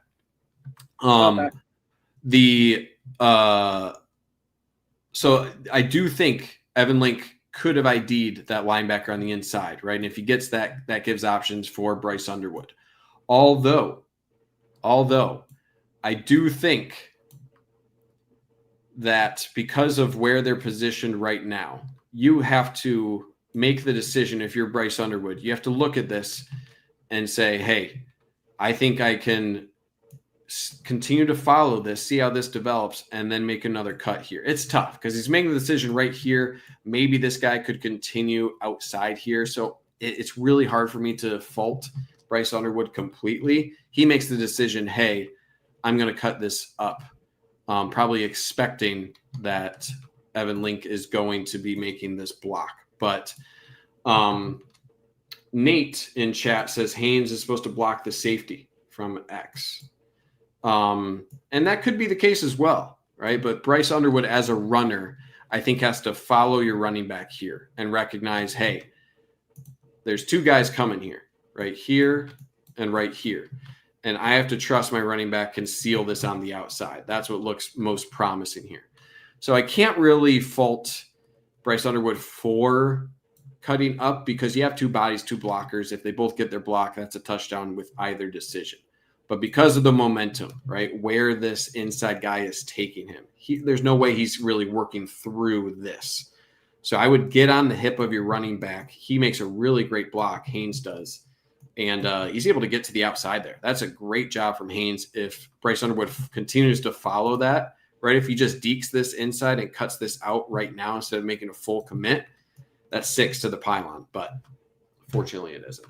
So it's tough. That's tough because, man, the two touchdown lead there feels awesome. Yeah, I probably was a little harder on Link Live too. I 100% was yelling at the screen like, just make the block, it's there. Yeah. But now looking back at it, I can see, I think Tone said in the chat, you think Bryce should have went to the outside. That's probably the good thing. Maybe Bryce thought he could cut it back up inside. But I agree with Tone also in the chat. Say we'll learn. He's a freshman. Yep. Second big road start. Yeah. These are all fixable things. It's not something that's crazy that you like. Yeah. It's not like there wasn't, there was someone unaccounted for out there. This is this one little thing, and you get 6. So to your point, very correctable. Little things. And again, these little things, when your little things like that are so minor, that is the difference between a touchdown and not. It's not like, oh, he could have picked up one more yard, right? The payoff of getting these little things right changed the whole trajectory of the game. Which is why I love that we're on a bye this week, right? 100%. This feels like I can't remember last year who was the game before Northwestern that we played, and then we had to bye, and then we came out Northwestern and we looked like a totally different team. Yeah. I'm guaranteeing they looked at this film yesterday and Sunday and was like, we left a lot on the bone, but there's simple stuff that we can fix, and we'll be a heck of a lot better when we come out the following week against Wisconsin. Yeah, absolutely. All right, let's move on. 2nd and 7 here. You're trying to burn clock. Let's look at the time, 1:29. Trying to get a first down, trying to get that first down. And this is an excellent job from Jordan Marshall. Really heady play. Really heady for a young running back like this to be able to know the situation. You get the first down, you get down. Just a smart play. Really, really well done. And a great run as well. I mean, he accelerates through that cut exceptionally well, breaks a tackle, and is able thought about it. He did. He did. Green grass. He thought about it. He was like, "Oh, it's to the house." I would not have faulted him either. Yeah, and I do. So let's look at the blocking scheme here. Just zone blocking up front. You do have a motion here for Max Bredesen here. But this play is always looking to go to the right side here. Really like the eyes here for Jordan Marshall. So you got one-on-one blocking on the right side, Sprague and Diamond McCauley. But as soon as you get this handoff here, he's going to threaten this hole. You see this hole naturally forming here. You're getting a double here on the inside. You're going to see this guy commit really hard to this, I think, B-side hole, that B-side gap. And you can see as soon as he gets the handoff, he really accelerates through that cut. And it's a really good job. Not the best job for Donovan McCauley. Now, again, it's hard to say exactly where this play was designed to go. It seems like Garnera is trying to work off of this. So he's trying to work off of this. I think you can see the eyes even of Garnera working towards this to get off of this. So I think that's why you have the body positioning here of Sprague and McCauley here blocking with their left side as the inside. It looks like they're trying to turn them out. So it looks like this is the initial path for Jordan Marshall, and then he has to bounce it. So I can't fault this block. He's engaged there. he's doing a good job staying engaged. And it just happens that because this is bounced, it's advantageous for the defender now in this position. Good job releasing, right? They're 100% going to call that hold. And he releases as you should. Let your running back make a guy miss, and that's what he does. Now, at this point, I do like Don McCulley is still following here, right? But again, find work upfield. Now, it didn't matter in this case, right? This is more for the future. Don't watch. Just keep going. The whistle will blow, right? Your job here, nothing you can do here. Nothing you can do here. Continue to work up. Don't be a watcher of the play. Go find work after you did your job. So we did enough. Jordan Marshall, slippery little guy, right? Just able to – he's not even that little, so I shouldn't even say that. But able to work that off. Really good job ripping that left arm. It's things I like to see in a running back, those little subtle things. How do you throw a guy off? And this, I'm going to bring him up again. I hope he's not watching. But the one thing that frustrated me the most about Donovan Edwards as a runner, it felt like that balance, these sort of things as a running back, being able to shuck a guy off while keeping your balance wasn't a trait that he had in a way that I'm seeing out of Justice Haynes and Jordan Marshall. So really smart, probably 6 if he keeps going, especially with Donovan McCulley there. But, I like the selfless play there. And great job for number 9. Again, didn't really come into play on this one, but this is why it probably was a touchdown, right? Because you have your wide receivers continuing downfield. He's not watching, right? He's looking at his assignment. So I love to see that out of a young wide receiver, just continuing on, staying engaged, follow him, keep it going, right? And he's chasing them, finding work. Yeah. So yeah, I love that. I got a question here, Stephen Horn. Toski, is he watching 47 and keen off of him staying inside? Let me see 47. See keen off of 47. I don't know. Oh, are you saying is he keen off of 47 staying inside him? I'm not sure. I'm not sure what you're asking there, Steve, in terms of who, like if Jordan Marshall is keen off of him or what, who exactly. I'm pretty sure he's talking about Marshall, but I personally think you're right. Based upon how Garner is blocking, it seems like he's trying to work towards that guy that's coming to fill the gap. Yeah. And he just didn't get there. Yeah. And Jordan Marshall sees that if he runs in that gap, he runs right into that linebacker. Yeah. And so I think that's why he bounced it to the outside, which is why McCulley wasn't. That's why he let his guy go, because it would have been a hold. Yeah. So I'm not 100% sure to your question. Like if Marshall is saying, hey, depending on where he goes, that's where he initially goes. I'm not 100% sure about that. It's a good question. I think just because your numbers are advantageous on the right side, where like if you get this, one-on-one block here, one-on-one block here, and then you're able, if you're able to get this double, and then Garner is able to work off of this to whoever he sees first here, then you only have one guy to miss. And backside, if you look just at numbers, there's not going to be a whole lot over here in general. So that's why I think in general the play is going to go this way, just because the numbers are more advantageous, right? You're blocked to this safety essentially. So I don't think it's like you're keen off of 47 necessarily. I think the formation of the defense is what leads the play that way naturally. So that's what I'm expecting. I don't think it's a single guy you're keen off of. I think it's more of how they aligned and where the double is leading you there in the case of Garner. Yeah. Okay. All right. Let's move into defense here. We'll try to go maybe 30, 45 minutes. We'll try to speed through it. I'm not sure if we'll get through all of it, but we'll try to get through most of it. Okay.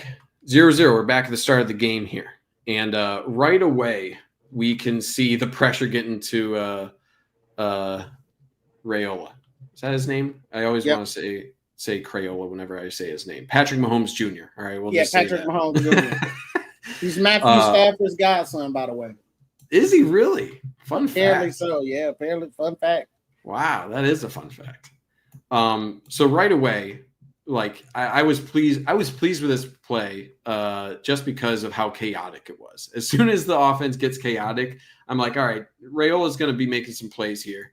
Like his feet are good enough, right? He's a talented guy. he's going to make some plays through this, but this isn't a sustainable offense right here, even if that was completed, right? So this I was really happy to see in terms of like where does the pressure come from. It's really the two ends there, Jayshon Barham and Derek Moore especially. So really good job, good bend here from Derek Moore getting around. Usually you want to see your ends getting home around 7-8 yards. That really disrupts right away. And probably should have been a called hold, right? Like, I don't know what you're looking at, ref. He's not looking, he's probably looking right here, but he should be throwing a flag on this because this arm is all the way on the inside here, dragging, essentially tackling Derek Moore. So, and then you got Barham, coming from the other side, taking him out. And then Raiola just throws a hospital ball here to 21. And look at the young buck. Jaden Sanders, think that's 27, that corner. Yep, lays a lick on him. Mm-hmm. So anyway, lots of things right away from this early play is what I learned from this was it's going to be chaotic. There's going to be some pressure here because when you see both ends getting home here, that's a good sign early. And I think you called it out earlier, Darnell. The pressure rate was something insane, like 40% or something. Yeah, they identified earlier. I think Steve said in the chat their tackles are stiff and plays way too high. I think Barham looked at that and was like, "Oh yeah, 77 is food. I'm going to abuse him every time." Yeah. So we'll get to this next play here, 2nd and 10, and it's a similar kind of play. Honestly, a little bit later in the drive, I think. Similar kind of play that we just watched. This one ended up being successful just because this tight end who was in for pass protection leaked out. He really got beat. It looked like they weren't ready. If you look at the offensive line, you can look at multiple guys here, especially 44. He's kind of standing up. Watch at the snap. He's not moving. A lot of people aren't moving at the snap. So this is kind of a disjointed. People are like, oh, shit, what? Especially the right side of the offensive line. Super late on reacting to this. So this causes just a mess right away. And I don't even really know why Raiola is – actually, now I do. Now I see it. It's Jayshon Barham, of course. Whenever I don't know what's going on, I just need to look at number 1. And he's the guy who's going to be causing the chaos. So he's able to just beat 77. Raiola freaks the hell out, understandably so, and he's just on the run. So it's really unfortunate for Michigan that this broken play became what it was. But 44 essentially falls down. This wasn't planned. He was just late to the party, can't help with Derek Moore, and then essentially just leaks out, and Raiola finds him. So, again, even though this was a huge pickup for Nebraska, 30 yards or so, this is one where I was looking at it like, you can't run an offense like this. You can't run an offense like this, and it's not something that's going to be sustainable long-term for Nebraska. Yeah, we got a joke. Hands on your knees. That's the hands on your knees drill that you just saw from 44. Yeah, right. All of the I've never heard that one.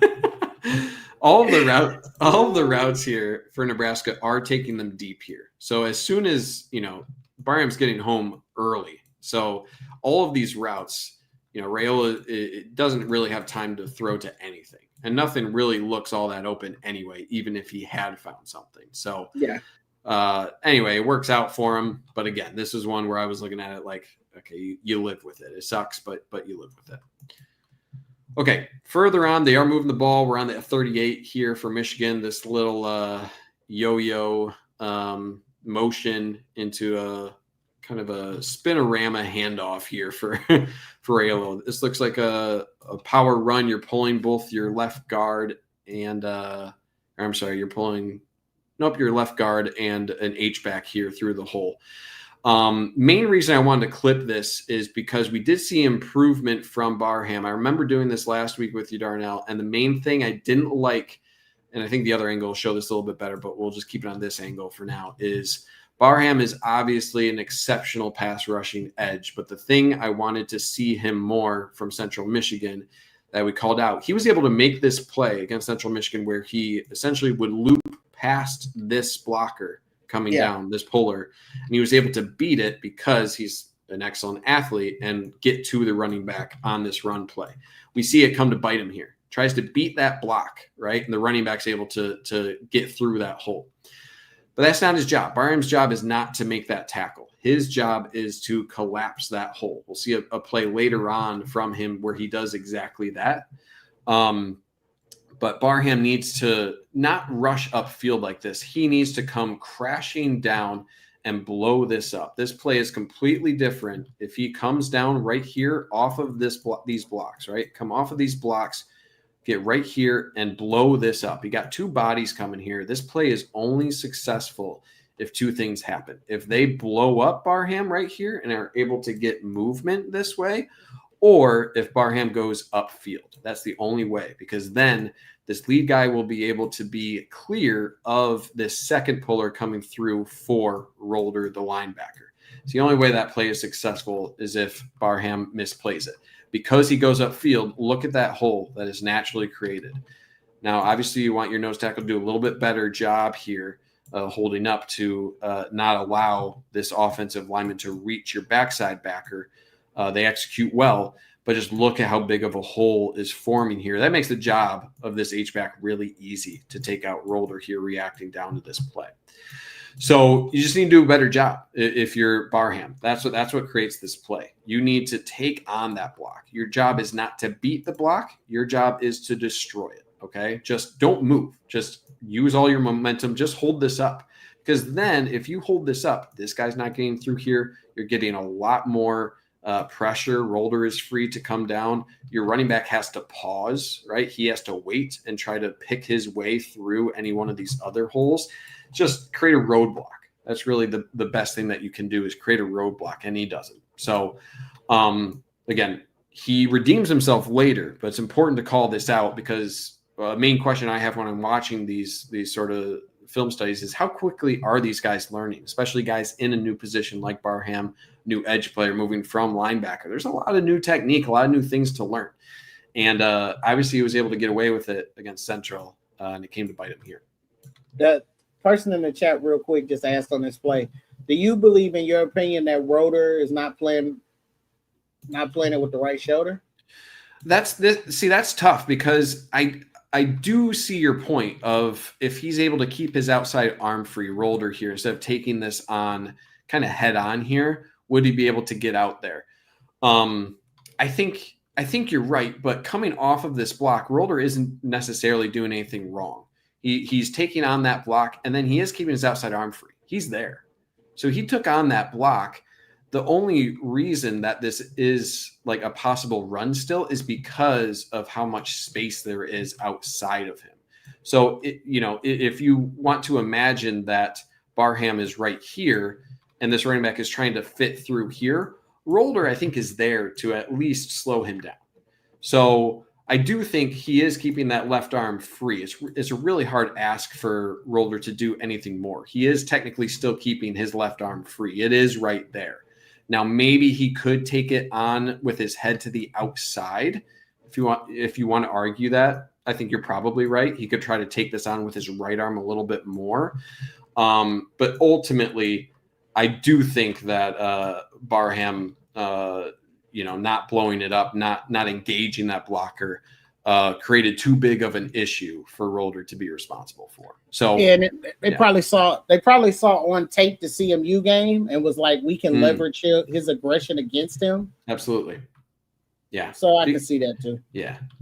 Okay, moving on here. 4th and 2. Ball on the 6. Huge. First drive here for Nebraska. They're trying to get a score, being aggressive. Little shovel pass. And this is an excellent job from defensive line. 95 here. You're going to have to help me out here with the number or with the name to the number. Is that Trey Pierce? Trey Pierce, but I just want to make sure I don't want to. Yeah, please do. Steal somebody else shine, but I think that's Trey Pierce. Yeah, this is just an excellent swim move. I didn't know he had that. Trey Pierce. This is shades of Kenneth Grant right there, man. Like right here, that swim move on the center, whoo, he dusts him. This play doesn't happen without this move from Trey Pierce. So really great job there. Engage with the hands, boom, great technique, and he's able to explode down here. Give a little bit credit as well for Derek Moore with the bull rush here. This offensive lineman, you can tell he's kind of already off balance. His feet are not moving there. He's really getting blown back, and that's exasperated, there's a big word for you, by Trey Pierce doing the swim move. And then he becomes a little, like a little trust fall thing, or I don't even know. Remember when you used to play a prank on your buddy where you like get behind his knees and then you would push him over? That's what we got going on here.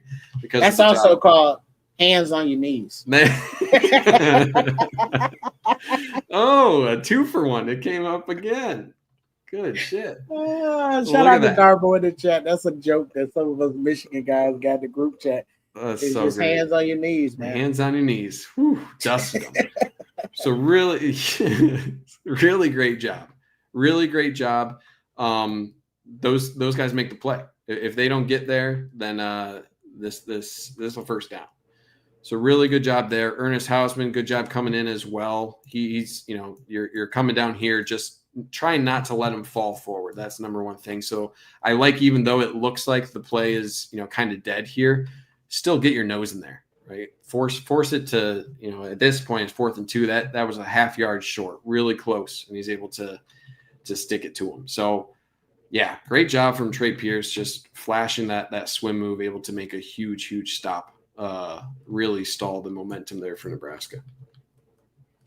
Yeah, I don't want people to understand, when you see Biff talking about we was knocking the snot out of him, that wasn't a disrespect.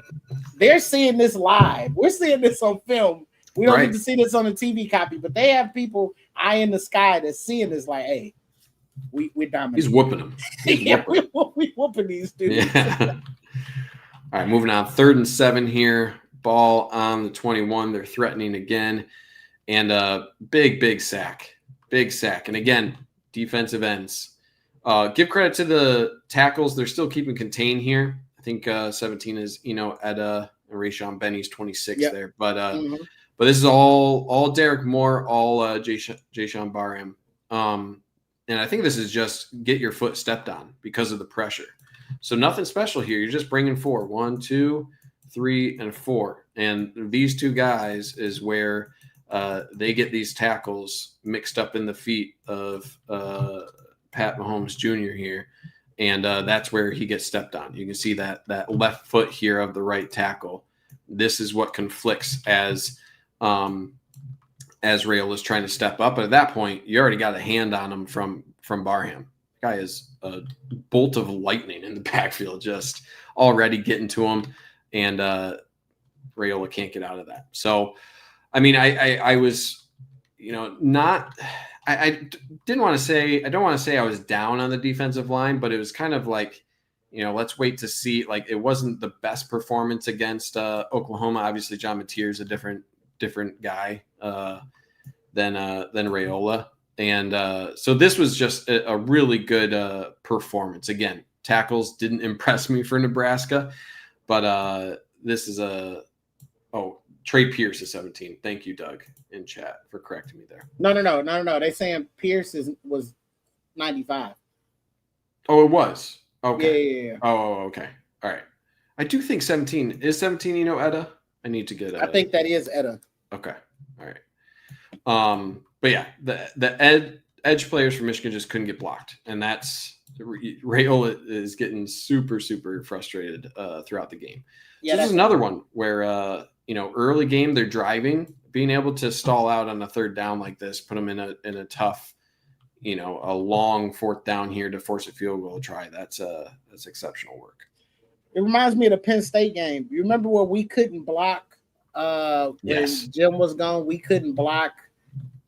What is his name? The DN. We couldn't block him. We had to run it 30 times. They couldn't block Barham. You're going to see later on, they take this tackle out. They bring somebody else in to try to block him. Chop Robinson. Yeah. Thank you, Steve. Chop Robinson. Yeah, that guy was just flying. Yeah, they couldn't do anything to it. Yeah. They made us one-dimensional. And that's what teams will have to consider moving forward, right? Like, is this guy someone we need to like? How do we game plan around that, right? So, yeah, that's a weapon. All right, 1st and 10 here. Ball on the 34 here for Nebraska. Exceptional pick. I mean, really great job here from multiple players. They really baited Rayola into this throw. This is Rayola's first read. If we look over that, he's looking there all the way. He is not I don't even think he's expecting that you're going to have a cornerback here, Jair Hill, correct me if I'm wrong there, but they're not expecting him to step up. They're seeing this alignment of Cole Sullivan, and they're saying this quick out's going to be there. Cole Sullivan, he is a lanky guy. Steve with the comment, has great arm length. Yeah, he is.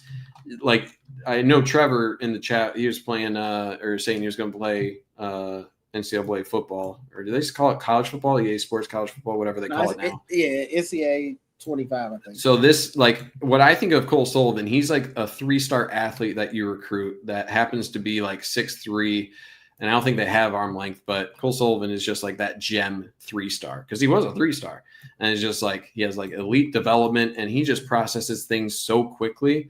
But this play doesn't happen without the tip drill that is started from Jair Hill.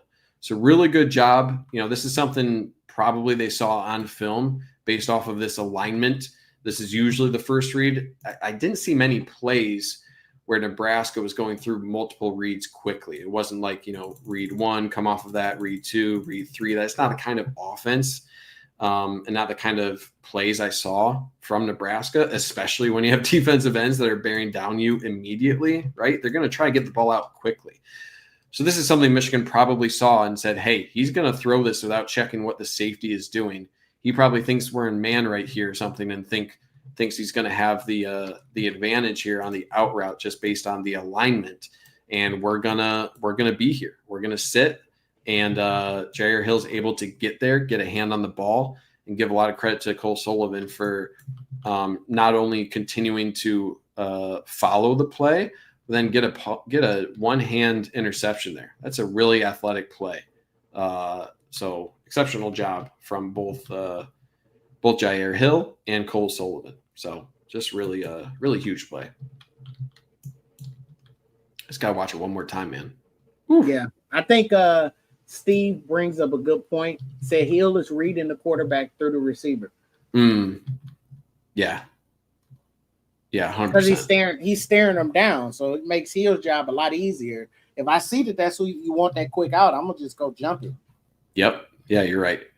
Yeah, at this point, because like your eyes are naturally taking you to the quarterback. Like as soon as like when you're watching the receiver right here, like your eyes are already pretty close to reading the quarterback, right? So like you're watching this guy come here. You have safety help over the top, so it's not like, you know, you don't need to be getting a ton of depth here. You're reading this, and as soon as you see that arm motion here, boom, you can react. So that's really good reaction time too.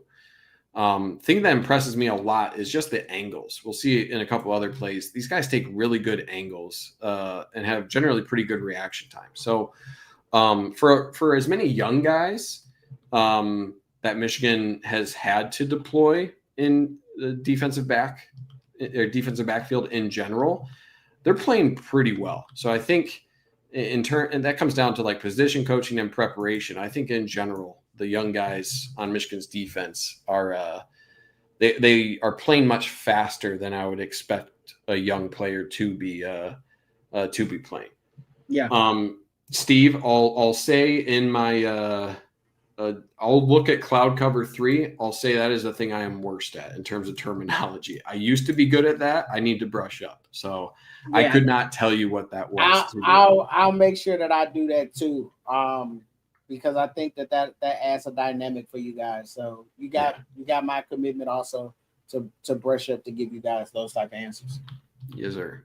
All right, 10-0 here. 3rd and 8. We're at the start of the second quarter.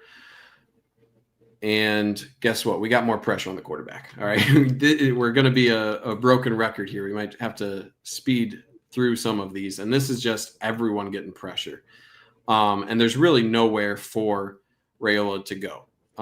You're not bringing a whole lot, right? This is just a simple twist up front. Simple twist here. Rayshawn Benny's going to be streaking through here. And there he goes. Really, really good job. I can't tell the number of who that is. Let's see. 20. I know it's Rayshawn Benny. I can't tell who. Is that Derek Moore? Derek Moore, yeah. Moore is to the right. Is that the right? This is Cam Brandt. Cam Brandt is number 4. Derek Moore is doing a really good job. You're just acting as a fullback, right? You're just acting as a fullback. Your job, occupy 50, have him follow you into the center, create a hole, right? That's the fullback. Create a hole, boom. And then a really good job from number 4, Cam Brandt on the left side here, getting some good pressure, just a bull rush as well against the tight end. Or, I'm sorry, that's against the tackle. So really good job, both of those guys getting pressure on Rayola's right side. And then left side, that isn't Derek Moore, because Derek Moore is here on the left side. I don't know who this is. Number 9, maybe? I can't tell. But anyway, you got Derek Moore on the backside. He's able to come through on the front side. And then and if it's 4, it's TJ Guy. They just said in the chat it's 4. That do look like a 4. If it's 4, then it's TJ Guy. Okay, what number is Cam Brandt? I'm way off then. Cam Brandt, I think Cam Brandt's in here somewhere. You're right. This is TJ Guy. I said Cam Brandt. So this is TJ Guy. This is Derek Moore coming off the edge here. I don't know who this is. This is the question mark. Whoever's doing this fullback work. Cam Brandt is 9, so that must be 9. Okay. All right. That's number 9. Okay. So Cam Brandt is the one acting as the fullback there. But yeah, Derek Moore gets in there. And this is, I'll call it team sack, because Rayola just kind of gives up here. Just kind of gives up. His eyes, I haven't looked at the routes yet on this one. His eyes tell me he doesn't really know what he's looking at, because Rayola is looking at really right here. So maybe he's looking over here, like midfield at the safety. Then his eyes are kind of darting between that. Now he's kind of looking towards the hash. I'm not sure what he's looking at here, maybe across. But it looks like he's kind of darting around. And I wasn't all that impressed with Rayola in terms of eyes. He's got a good amount of arm talent, and he can put the ball where it needs to go on first, sometimes second read. But looks like he's really not seeing the field all that clearly. But again, a lot of these routes are later developing. And where are you going to throw right now? Right now is where you need to make a decision if you're Rayola. And this is pretty well covered, all things considered, for Michigan. So he needs to either duck out earlier or just throw this away, right? If I were truly, it's probably throw at the feet here. Throw at the feet of this receiver, because nothing here is looking good. So give a lot of credit to Michigan, right? This is really good coverage. So it's partially a coverage sack, but then well-executed stunt, and a couple guys just kind of with a bull rush to keep the pocket, like the lane integrity. There's not a real clean area where Rayola can escape to, and that's because everyone on the defensive line is executing well. And I saw what you said, Steve. I mean, yeah, he could have climbed in the pocket, but I think he would have climbed into a sack either way. Because Benny is bearing down. TJ Guy gets choke slammed. I mean, he's being held. 85 is holding TJ Guy by the throat. Yeah. And it's not called. So when fans tell us we hold a lot our offensive line, I'm like, bro, we don't get those same calls either. Our D line is getting held too. Yeah. And if you do want to step up in the pocket, you have to remember, okay, he's doing his 3-step drop, right? Right here, like he would need to start moving up right now, right? And if he tries moving up right now, you do have TJ Guy, number 4. He is bull rushing, and he's going to deliver the tackle right into the lap of Rayola. If he's trying to move up right now, you're getting tripped up from that tackle, because that guy is like a train track for the train that is TJ Guy right now. He's getting bowled over. So if he decided right away to move up in the pocket, maybe, but unless you're making the decision now, like right now to duck out, which is pretty early. Oh, yeah. Am I still here? Yeah. The screen went black, but yeah. My monitors went black. Okay. Uh-oh. Let's see here. Give me a second. All right. Hold up. Technical difficulties. While we're getting on the technical difficulties, guys, I see a lot of excitement in the chat. Y'all was like, hey, Cut Ups is back.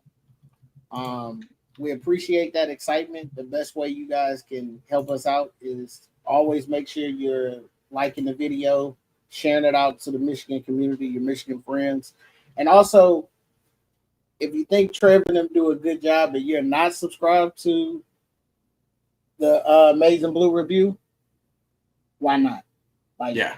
These guys put out a lot of content, I think Trevor and Josh and the team over there are some of the best in the building, right?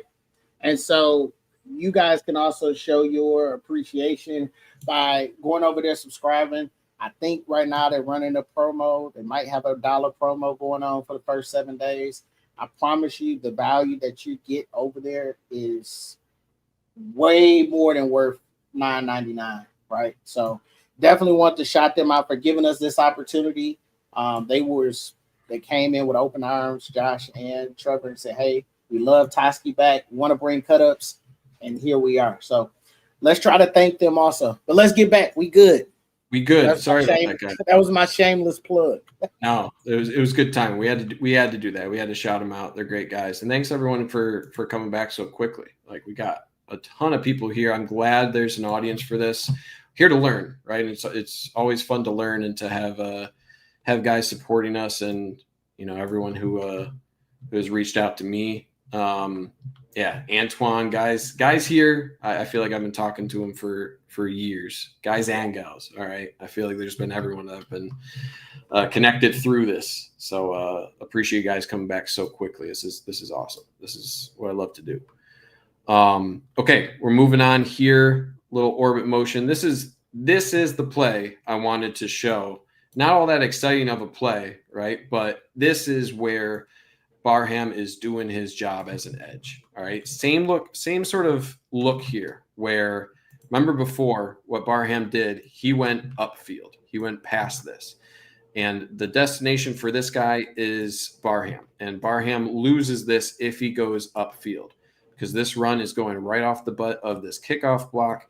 This is going through to the linebacker, and then running back is following this up, right? Your goal here is to get a double team and then release to the backside backer. You can already see the eyes here of this lineman getting out here.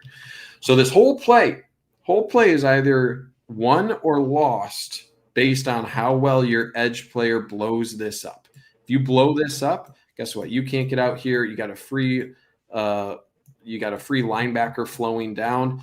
All depends on how you take on that block. You don't have to, do a ton of work here. You just have to muddy the waters. And it's a really good job both from Barham recognizing that, putting that shoulder into him. There's not that huge block, or I'm sorry, that huge gap that was created earlier when we saw where he just went around it. So he takes that on. You don't need to, explode him into the backfield. Just make it a little bit harder for the running back to determine where to go. You said running back, there's no good location for him to go here. Now, I would argue actually there might be a crease here if you cut backside here, but you have the inside arm free of this defensive tackle for Michigan. So it's not like that gap is 100% free anyway. And then really good job here from number 0. Not 100% sure who number 0 is. If you can help me out there, Darnell. But he's doing a really good job against 71, that left tackle of Nebraska. Doing a really good job taking that on. 0 is Trey Williams. Trey Williams does a really great job. He's holding up there on that block. So look at that gap, right? That second guy, that H-back coming through that hole. There is really no hole here. And because he blew this up, because Barham did this, because you have a good job from your defensive tackle here, now you're able to have your linebacker meet this H-back right where the run is supposed to go. So the running back is forced to either wait and try to find something backside, or he has to just plow himself into that hole. So really, really good job there. Barham learning from that mistake. And not only is he able to put that up, he's able to get off of that block. He's able to stand up that guard, which is a tough ask. And he's able to work off of that and get the tackle. Was that 2-yard gain or something? So really good job. Someone in the chat mentioned it earlier. Barham is 3 games into being an edge player. So to be able to take that experience, he made a misplay, and to be able to take that and stand up a guard like that, work off of it and make a tackle, he makes that play. And 23 coming down, I think that's Cole Sullivan. He's there to make the play as well. I feel like I'll keep calling out his name, Cole Sullivan. He needs to get more snaps as well. Super chat. They asked me to chat. They sent the super chat. I don't know if it works or not. I don't think we talked to Trevor about that tonight. Maybe it did go through. Antoine, if you did do a super chat, I wish I had confetti. I throw it at you, dude. So just imagine that I am if it did go through. That is something in the bye week, especially, we'll be looking at making sure, because we want to make sure, you guys supporting us. We appreciate you. And we'll make sure that, super chats get answered immediately. So, so thank you if you did. If it didn't go through, obviously we'll be looking to correct that. Yep. Okay, let's move on here. 2nd and 8, driving a little bit past midfield here, a little play action. Oh man, nothing. This is, I'll say this. This is the play that gets me the angriest of, I think, any play yesterday, even the Hail Mary. I got more upset with this play. I need another number check from you. I'm already on it. Number 3. So, ooh, buddy. So this is the guy we got from Michigan State. This is Jared Mangum. Jaden Mangum, or is it Jared Mangum? Jared. I mean Jared Jaden. Mangum. Jaden Mangum. All right. Yep. Ooh, buddy. This is tough. And listen, when I'm throwing criticism out here, again, I couldn't do any of this. I would have tore my ACL trying to make any sort of cut here midfield. All right. Keep that in mind. Okay.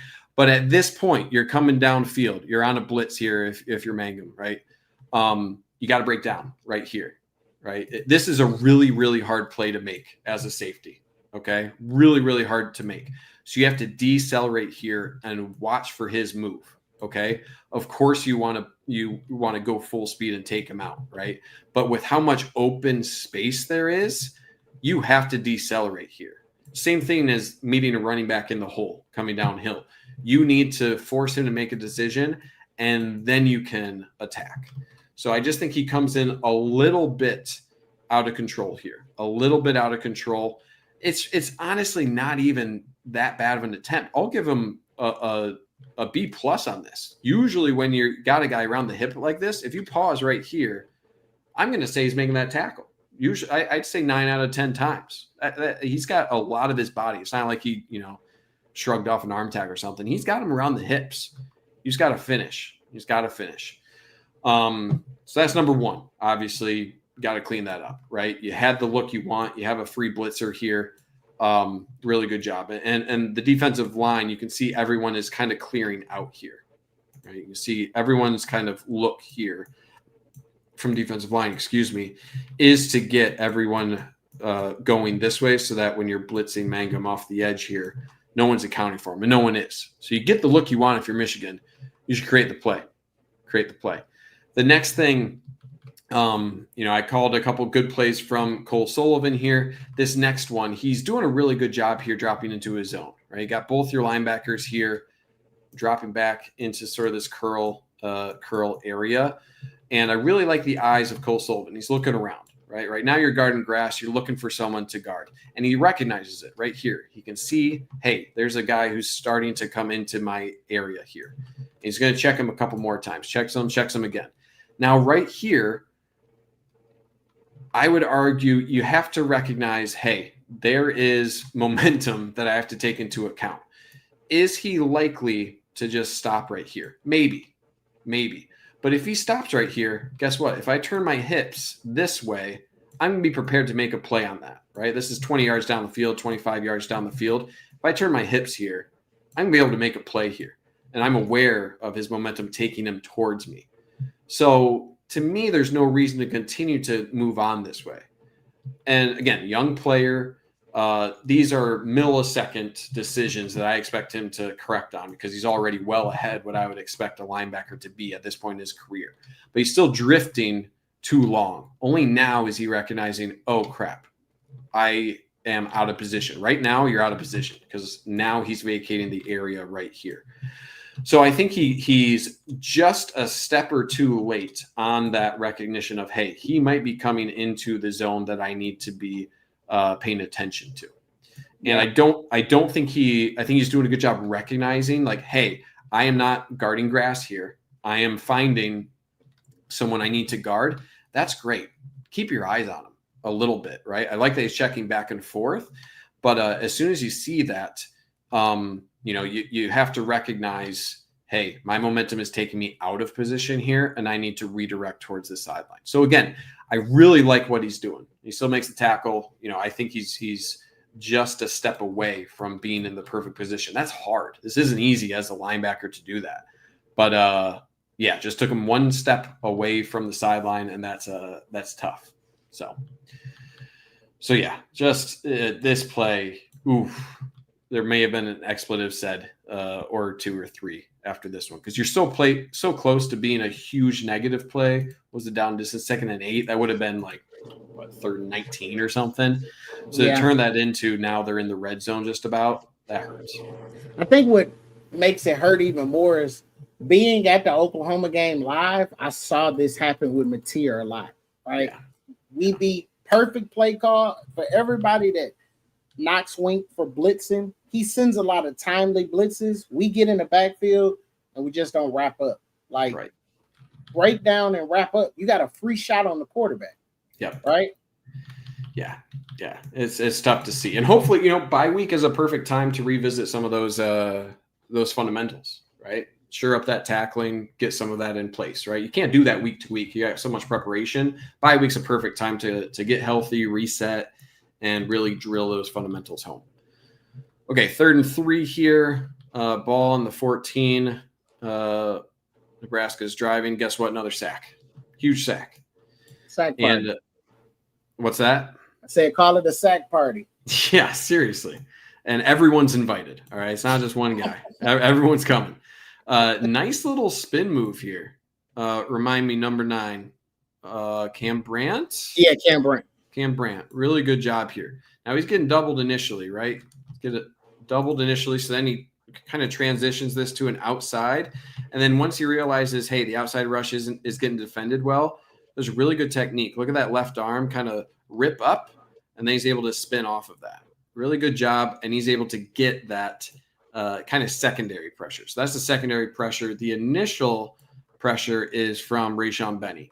And I think this is a consequence of 77 being a little bit fooled, because you got Jimmy Rolder looking like he's going to rush and then he falls off.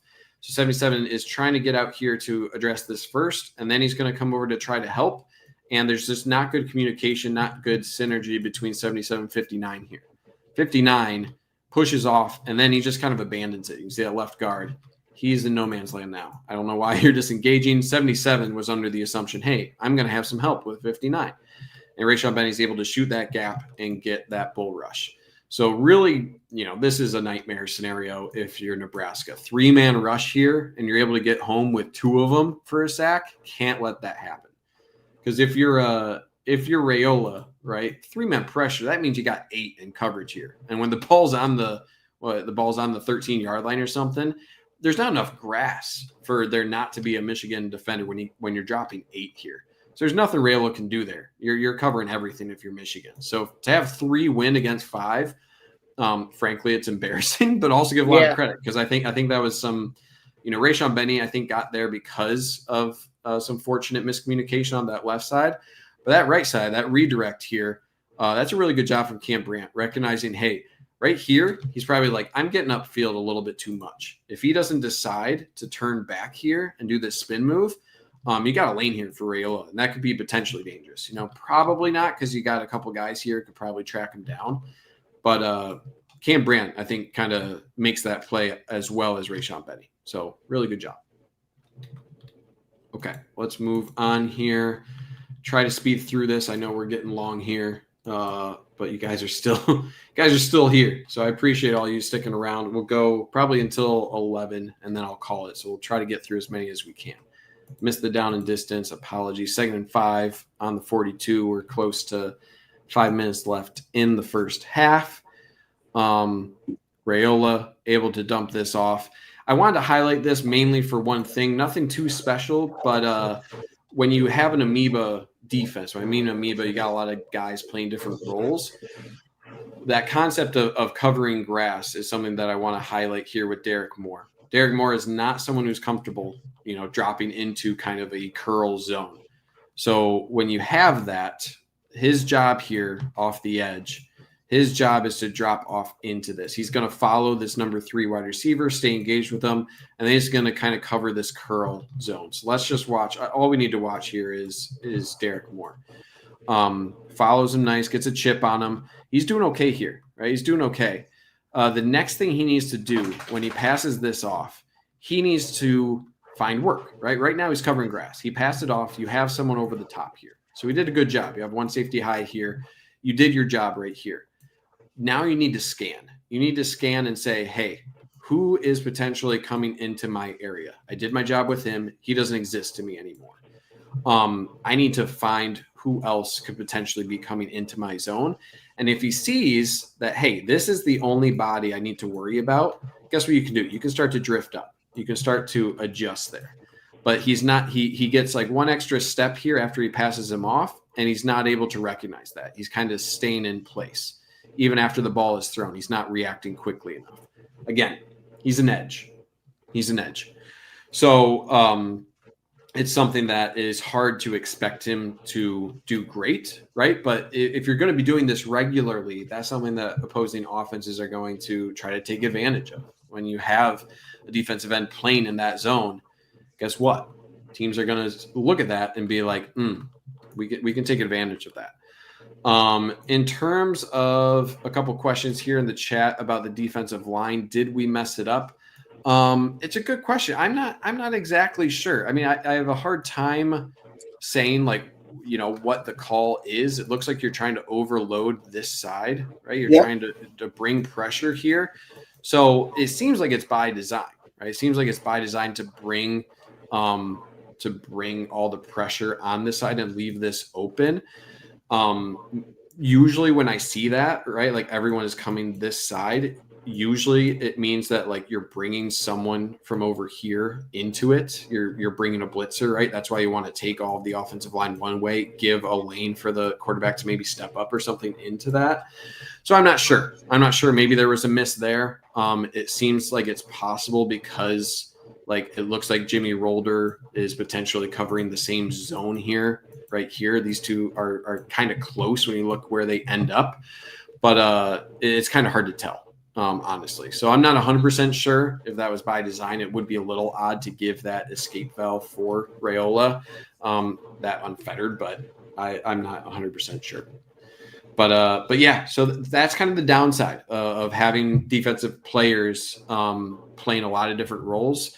It means you have less time dedicated to your one role, and you have to do a couple roles, you know, maybe at 80% of focus rather than having 100% focus. So those are the sort of decisions and, you know, options that you have, and you have to weigh the benefits and potential downsides of each of those.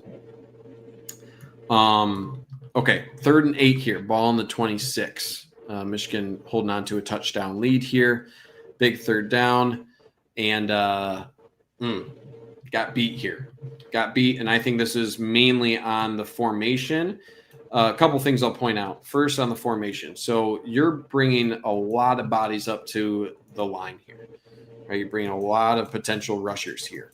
What's the benefit of that? Makes it really complex for this group, right? You have to consider how are you going to handle when a couple guys drop back, and what happens if they bring everybody, right? That's the thing that the center really has to worry about. That's the thing running back has to determine, you know, where are you going in pass protection?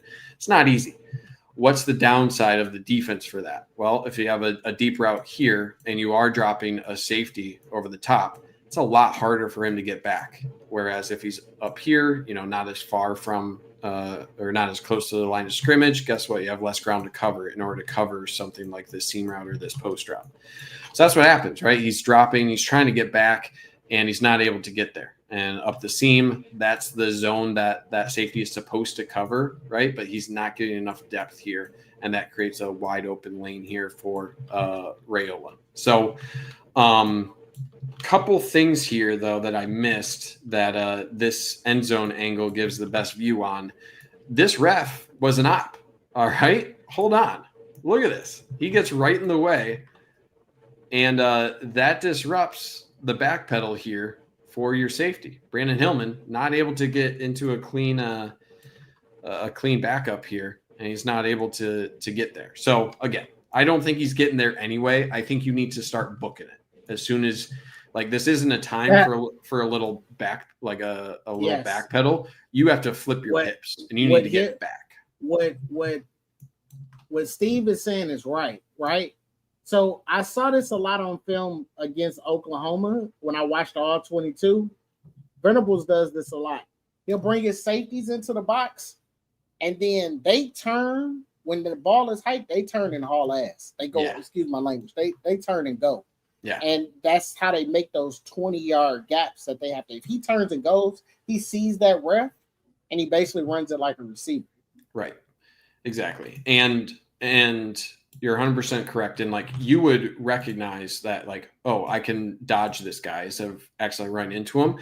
And also, there's not a whole lot of value in looking at the quarterback's eyes here. Like, as soon as you see its pass, you turn, flip your hips. You don't need to look at him.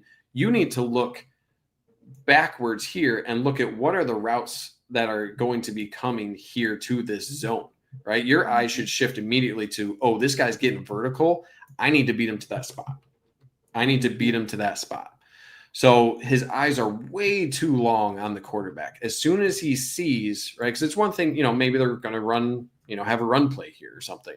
As soon as he sees, boom, it's pass, you turn and book it. To your point in a Venables defense. There's no more use of having your eyes here. What are your eyes telling you? Nothing. There's someone over there, but you have no idea where you need to get. You have no idea. Maybe this guy's going to run a slant route, right? And you could intercept that. But you need to at least check. At least get your eyes in check. But in reality, your goal, your responsibility is deep. And your number one issue right now is you are not getting depth. So got to recognize your zone, and your technique needs to be better. And obviously it's made worse by that ref, but it's your own doing at that point. You would say that, Brian Blog, is 3rd and 8 and they're not running. You're probably right. You know what? You're probably right that you don't need your eyes to be in the backfield that long anyway, if you have the down and distance. So good point there. All right, 17-10 ball at midfield here for Nebraska. Man, they should have brought more snacks because this sack party is going on longer than Nebraska was expecting. And they were not the best sack party hosts. All right. No, they were great hosts. They were great hosts. You're right. They just didn't have the supplies to handle it. All right. Here we have a great job for Rolder really being, I'll call that fullback of the defense again here. This is a long developing stunt. You can see, I actually kind of like watching Derek Moore first on this, where he's going to kind of threaten the outside. And then it looks like he's kind of taking his time, and he's going to really accelerate through the hole. So I really like watching the outside here for Derek Moore. Take his time, boom, accelerate through. And that's where the initial pressure comes from. So that's only possible, right? Why is that possible? It's because you have just a bowling ball of Rolder coming down here. His whole job, take out this tackle. This tackle doesn't have eyes on him, and he just rocks him. Boom. Takes him on. And the other thing this does, when you see a linebacker like this is causing alarm bells for this running back right here. He sees this linebacker, IDs him as running through, but he doesn't know what his responsibility is, right? So him coming down this quick, that's telling this running back, oh, crap, I need to get over here. And all his job really is I'm taking out this tackle, I'm taking him out of the play, and also I'm taking out the running back because the running back thinks I might be coming through here as the primary threat in this pass rush.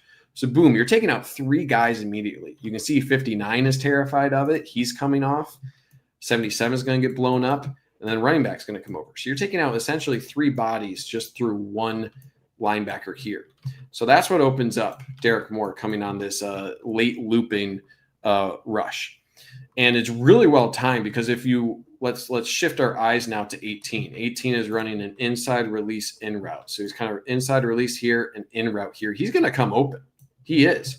But look at the timing here for Derek Moore. As soon as that throw needs to happen, which is right now, right? And you can see Raiola kind of start to load up a little bit, it looks like. It looks like he's getting ready to throw that ball. That's open if you can get that out right now. But you got Derek Moore in your lap. You can't make that throw right now. And then on top of that, Rolder does a great job coming off of his initial assignment, right? He blows up 71 right or 77 right here, blows that up, keeps his eyes inside, and then he works off of that. Really bad job here for really both of these guys for not picking up Rolder after that. They kind of quit. They give up. And that's what gives this play. That's what makes it possible. So it's really not bad coverage from Michigan. I still think Jair Hill would be able to possibly make a play if this throw was made on time, but Michigan doesn't allow that to happen. So these stunts is really where Michigan does well. They don't have the Mason Grahams or the Kenneth Grants like last year, guys who can just whoop you one-on-one. But they're executing these stunts really well. It's hard for any offensive line to really handle this. This is a really hard to block stunt from Michigan. Yep. Okay, let's move on here. 77 had a bad day. I think most of the offensive line had a bad day. You're 100% right. That would be just a rough day in the film room for them, I'm sure, as well. Okay, here. Oh, okay. I'm going to have a drink of water. I don't need to commentate anything that's happening here, guys. Our what the F moment that we had watching the game. I have some thoughts on this. So before you commentate, I have some you go. I'm going to keep drinking water because you take this one. Did we mess up by not calling the timeout earlier in the quarter when it got around the 1 minute mark? Yes. But I do think Biff thought that Rule had conceded the half because most coaches, when they run that late and they're not trying to advance the ball, the thought process is we're both running to half. And I think on the TV, I saw the sidelines running to the locker room, and then they called a timeout. I can't defend why we had TJ Guy back there playing on a Hail Mary. I can't defend that at all. But I do think the gamesmanship between the coaches, because Biff and Matt Rule are good friends. They have a relationship outside of football. And so I think he thought, okay, we're going to the half. They've conceded the half. And then they ran this play. And I'll let Toski take it over on why. But I have no idea why your receivers are not back there, why McCulley's not back there. Andrew Marsh, I think Browder travels with the team. He's 6'5", 6'7". Like, why you don't have receivers standing on that back line is, I don't know. Yeah, I mean, I think you called out most of it. Some of the comments I see talking about how do you let him outside the pocket. I mean, I'm less I don't know. I'm not as critical of that just because this is where the play was always designed to go. Like, all of the receivers are obviously headed to that corner, right? And you can see 65, they're all posting up to protect Rayola to break the pocket. So that's the design, right? Like, you're having Rayola naturally go that way. And that's just to buy time, right? Like, you don't stay in the pocket on a Hail Mary for that very reason. Like, there's a reason 51 here is just booking it out here as well. Right. Their whole goal is just to give enough time for everyone to go deep. So I get that. You probably shouldn't be doing an inside move here, right? Like, know the situation. In a normal situation, sure, make an inside move. This isn't the situation for that, right? Recognize that he's going to want to break the pocket one way or the other, and he is right-handed. So in general, break to the outside here. So it's a mistake, right? It's not something you want from your defensive line, but number one thing, why is TJ Guy the only guy in front of any of these dudes? That doesn't make any sense. That's not his skill set. Personnel doesn't make sense. The decision, it was 17 seconds left at the conclusion of the third down play, right? The key there is whenever you can force an opponent to punt, you do it. Like, you always do it. Like, that should be the golden rule. Michigan has a guy who's supposed to be like the game decision, like the play decision kind of guy. And I I think he missed it, right? He should have said, hey, call timeout. Because even if they need to punt and you don't even field it, right, you force them to consider what that play is with multiple time or with, some time on the clock.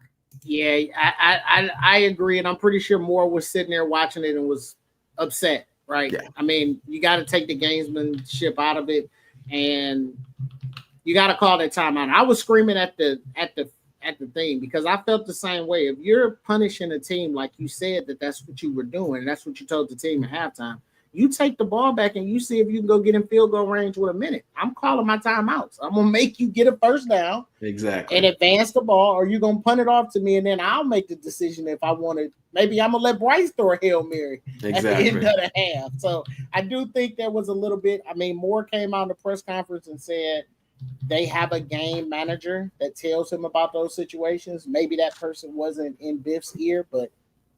Yeah. Hard to say. Yeah. Okay, we're at 11. Let's speed run through these. All right. Okay. We won't do a whole lot of analysis on this. I'll call out like one or two things here, and then we'll just move on here. So we'll be quick. All right. This one, really excellent job from your defensive end. I think this is Derek Moore. So Derek Moore does a really good job keeping his outside arm free.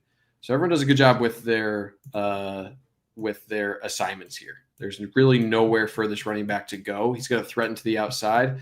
I wanted to highlight just this is what a great edge player does. Keep your outside arm free as the running back tries to search for a hole, right? There's nothing really going here. If he tries to go here, you got defensive lineman, someone's breaking through here.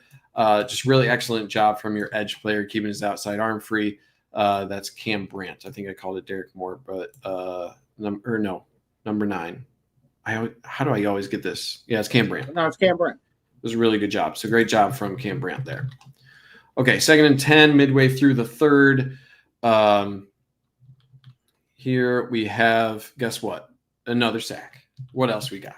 Right, at this point, I'm getting a little tired because how many times can you say they're just blowing up people? All right, Ernest Hausman coming back to Nebraska, the former Cornhusker himself, just bowling over a running back. Really good job. Just a bull rush, works his way through. Mano here, 21, trying to take on Ernest Hausman, and Ernest Hausman is able to work through. The only other thing to mention here, look at the eyes for Raiola, and this is why I don't think he's particularly well coached. He is all over the place. Like, that was his first read to the right, doesn't see it. Now he's working over here, doesn't see it. He's just all over the place. Feet are all over the place. Doesn't seem like a very cohesive passing attack to me. It doesn't look like he was expecting what happened, and then he's just kind of sitting there waiting for a linebacker to gobble him up. Good job, number 17, Etta, working off of his block as well to assist after Hausman gets that initial contact. Seemed like his clock is sped up. He's not going through his progressions because you don't read left to right, right to left. It's usually a progression right to left or a progression left to right. It's never back and forth. Yeah. And I'll say this, like Raiola did – I mean, he had a pretty damn good game. Like, he actually did. You look at his numbers, like, he delivered. But when he was asked to do something outside of his first or second read, he looked pretty squirrely. So I'd call him squirrely. He still had a productive day, but I don't think – I think he was set up pretty poorly by his offensive line as well. But, he didn't strike me as, like, an excellent quarterback. But he did enough. But not quite enough, I should say. The offensive line, I think, let him down. 2 Cole Sullivan plays. This one is excellent in terms of eyes. Just really good job. He's such a heady linebacker where you can see his eyes the whole time. And I really like how he kind of mirrors the running back here. So he keeps his eyes, and he's able, like, the thing I like the most is he has a really good feel for the play where even through this screen pass, he's keeping his eyes on where the running back is going, even through the block. So just following 23, Cole Sullivan's eyes this whole time, he's able to engage that block, see where the running back is going. Of course, you want him to make that tackle right there. Again, got to clean that up, but he still got him off balance enough, right? So he'll still get credit for that tackle, even though it was maybe assisted by the I'm about to say 59 helped us out. Yeah, tackling the deep tackle. I mean the running back. Yeah, but the technique is really good. His eyes are exceptional. Yeah, he's just so far ahead of what I would expect of a young linebacker like him. And then we have another one. I mean, this play really hurts if you're Michigan, right? Because midway through the third, late in the third and 14, this is the one where you have the personal foul. And we'll talk about that briefly. But Cole Sullivan just whoops them. All right, let's focus on that. Just an excellent play where, again, look at the eyes. And this is on top of emotion, right? So I think in terms of his assignment, as soon as this guy goes out this way, his assignment shifts. You can see his eyes shift from this running back now to this tight end. So you're going to see his eyes immediately shift after that guy crosses the midway because Ernest Hausman is now responsible for that. So now you can see the eyes shift to 44. He's focused on 44. And you can see his eyes kind of shift between 44 and now back to the quarterback. So you can see, hey, I still see him here. Let me really quickly check in at the quarterback, sees that, and then he's gone. He recognizes, hey, quarterback is looking right at this guy. This shows me that Cole Sullivan is watching film, and he just has exceptional feel for the game. And those are like things that, as a linebacker, if you're not those two things, you're going to struggle. You need to have really good sense of the game, and you need to watch a lot of film because 51 is coming. It's a big center coming at you. If you're not quick and you don't trust your eyes and you don't know what this means, reading the quarterback and reading the tight end, then you're in for a world of hurt. And instead, he's able to read that, and he reacts so quickly. As soon as he sees, boom, the tight end is still kind of sitting here, right? He's able to read that body language, read the eyes of Raiola. He fires without hesitation, right? He's trusting his eyes. And Steve, I just saw that. He trusts his eyes, and he's moving. So I just really, really like him as a player. Great technique on the tackle as well. So A plus for him. But after this play, all right, we got to talk about it. Number one. This doesn't deserve a flag. Is he being stupid? Yes.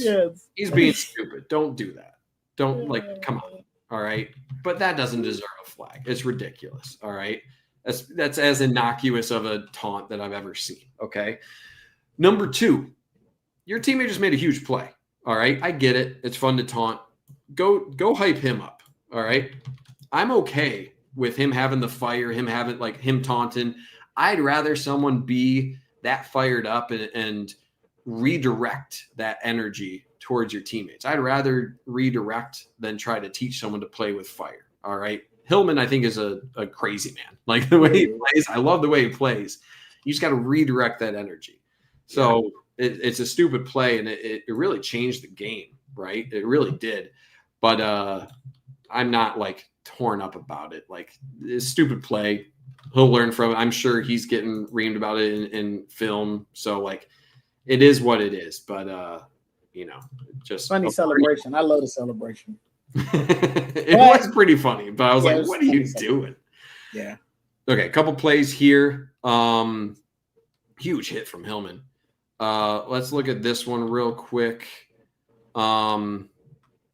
This I wanted to call out just from the young linebacker, number 18. I forget his name as well, if you can help me out there, Darnell. So I just want to highlight him. He's the only guy I really want to focus on here. I think he's probably your fourth linebacker. That's Troy Bowes. That's Todd Bowes' son. Yeah. Coach of the Tampa Bay Buccaneers. Yeah. So as soon as you're watching right here, what I think is happening here, you got a crack block coming off the edge here.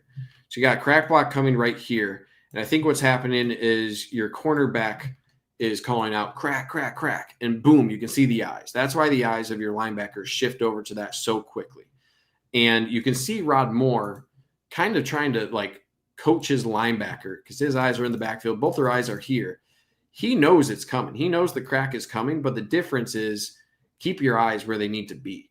And his eyes need to stay in the backfield, and he needs to be firing down on this. He needs to be firing down. He's just late to fire. So there's no reason to look over and take on that crack block, right? That's not your responsibility. When you have two defenders occupying the same space here, there's three defenders responsible for one blocker who's not really doing a whole lot in this, right?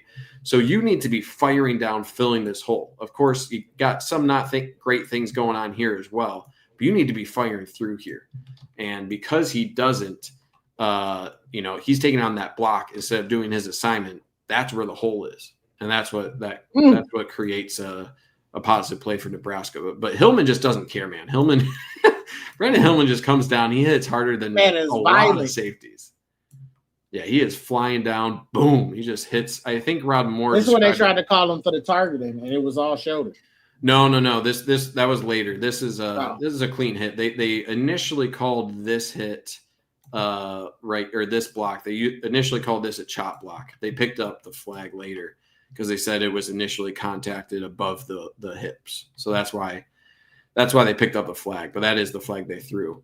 But Hillman comes down. I think Rod Moore said he hits like he just don't care about his life. Or that was the quote about Hillman. Hitman Hillman. But yeah, good hit. Yeah. But yeah, got to get better play from your young linebacker there. He'll learn. He's a young guy. Okay, here, another sack. And we don't need to spend a whole lot of time here. This is just Derek Moore doing Derek Moore things against 65. Really like the hands here. Really like the hands. What I mean by that, he doesn't allow 65 to solidify his hands here. He's already chopping down on those hands. I'll move forward a couple frames here. You can see now, look at the lean of 65 because of that chop down on the hands. Look how far forward 65 is leaning. He's got no power here. He's got no power. And then you got the rip with that right arm. See that rip of the right arm of Derek Moore? He's just one. He's getting tackled here. Why this isn't a hold, beyond me. Beyond me. He's getting tackled. But he's still able to make the sack. So that play is just all Derek Moore. And you can see I actually cut it off before. Actually, I'm gonna do it live. I'm gonna extend this play just so you can see how frustrated Rayola here is. Just like, damn it. Like he's probably using even more colorful language than that. But Derek Moore, man, he's a guy to watch. Okay. Getting later in the game here, we got another sack. And guess who? It's Derek Moore. And a similar sort of stunt that we saw earlier, where you have Jimmy Rolder playing as kind of the fullback again. You're attacking 77, a late loop here for Derek Moore. Well-timed, really well-timed. That pass-off is really hard to do with how fast Derek Moore is able to move inside there. Just able to make the play. So, yeah, man, that's just Derek Moore doing Derek Moore things. All right, last play here. You're up 10. I know Nebraska did score a touchdown here, but wanted to end on this great play here. I'll need another number check. I should know who this is. It's number 33 on the outside here for Michigan. Just really good job playing contain. That's the number one thing against a mobile quarterback like Rayola that you need to do. It's not a great – Don Nichols, young guy, young buck. He's not able to get an initial rush. I'd like to see a little bit more dynamic of a pass rush here.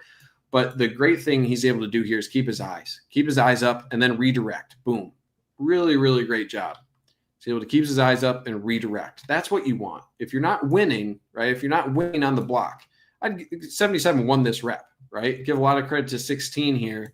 That's Ernest Hausman here on this sort of loop here. He's able to cut off the butt here of I think that's Cam Brandt.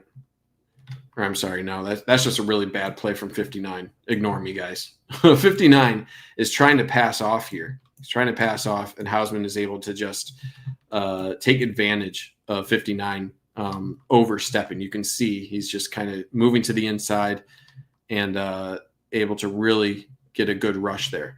But then 33, Nichols, you're able to keep that contain out here.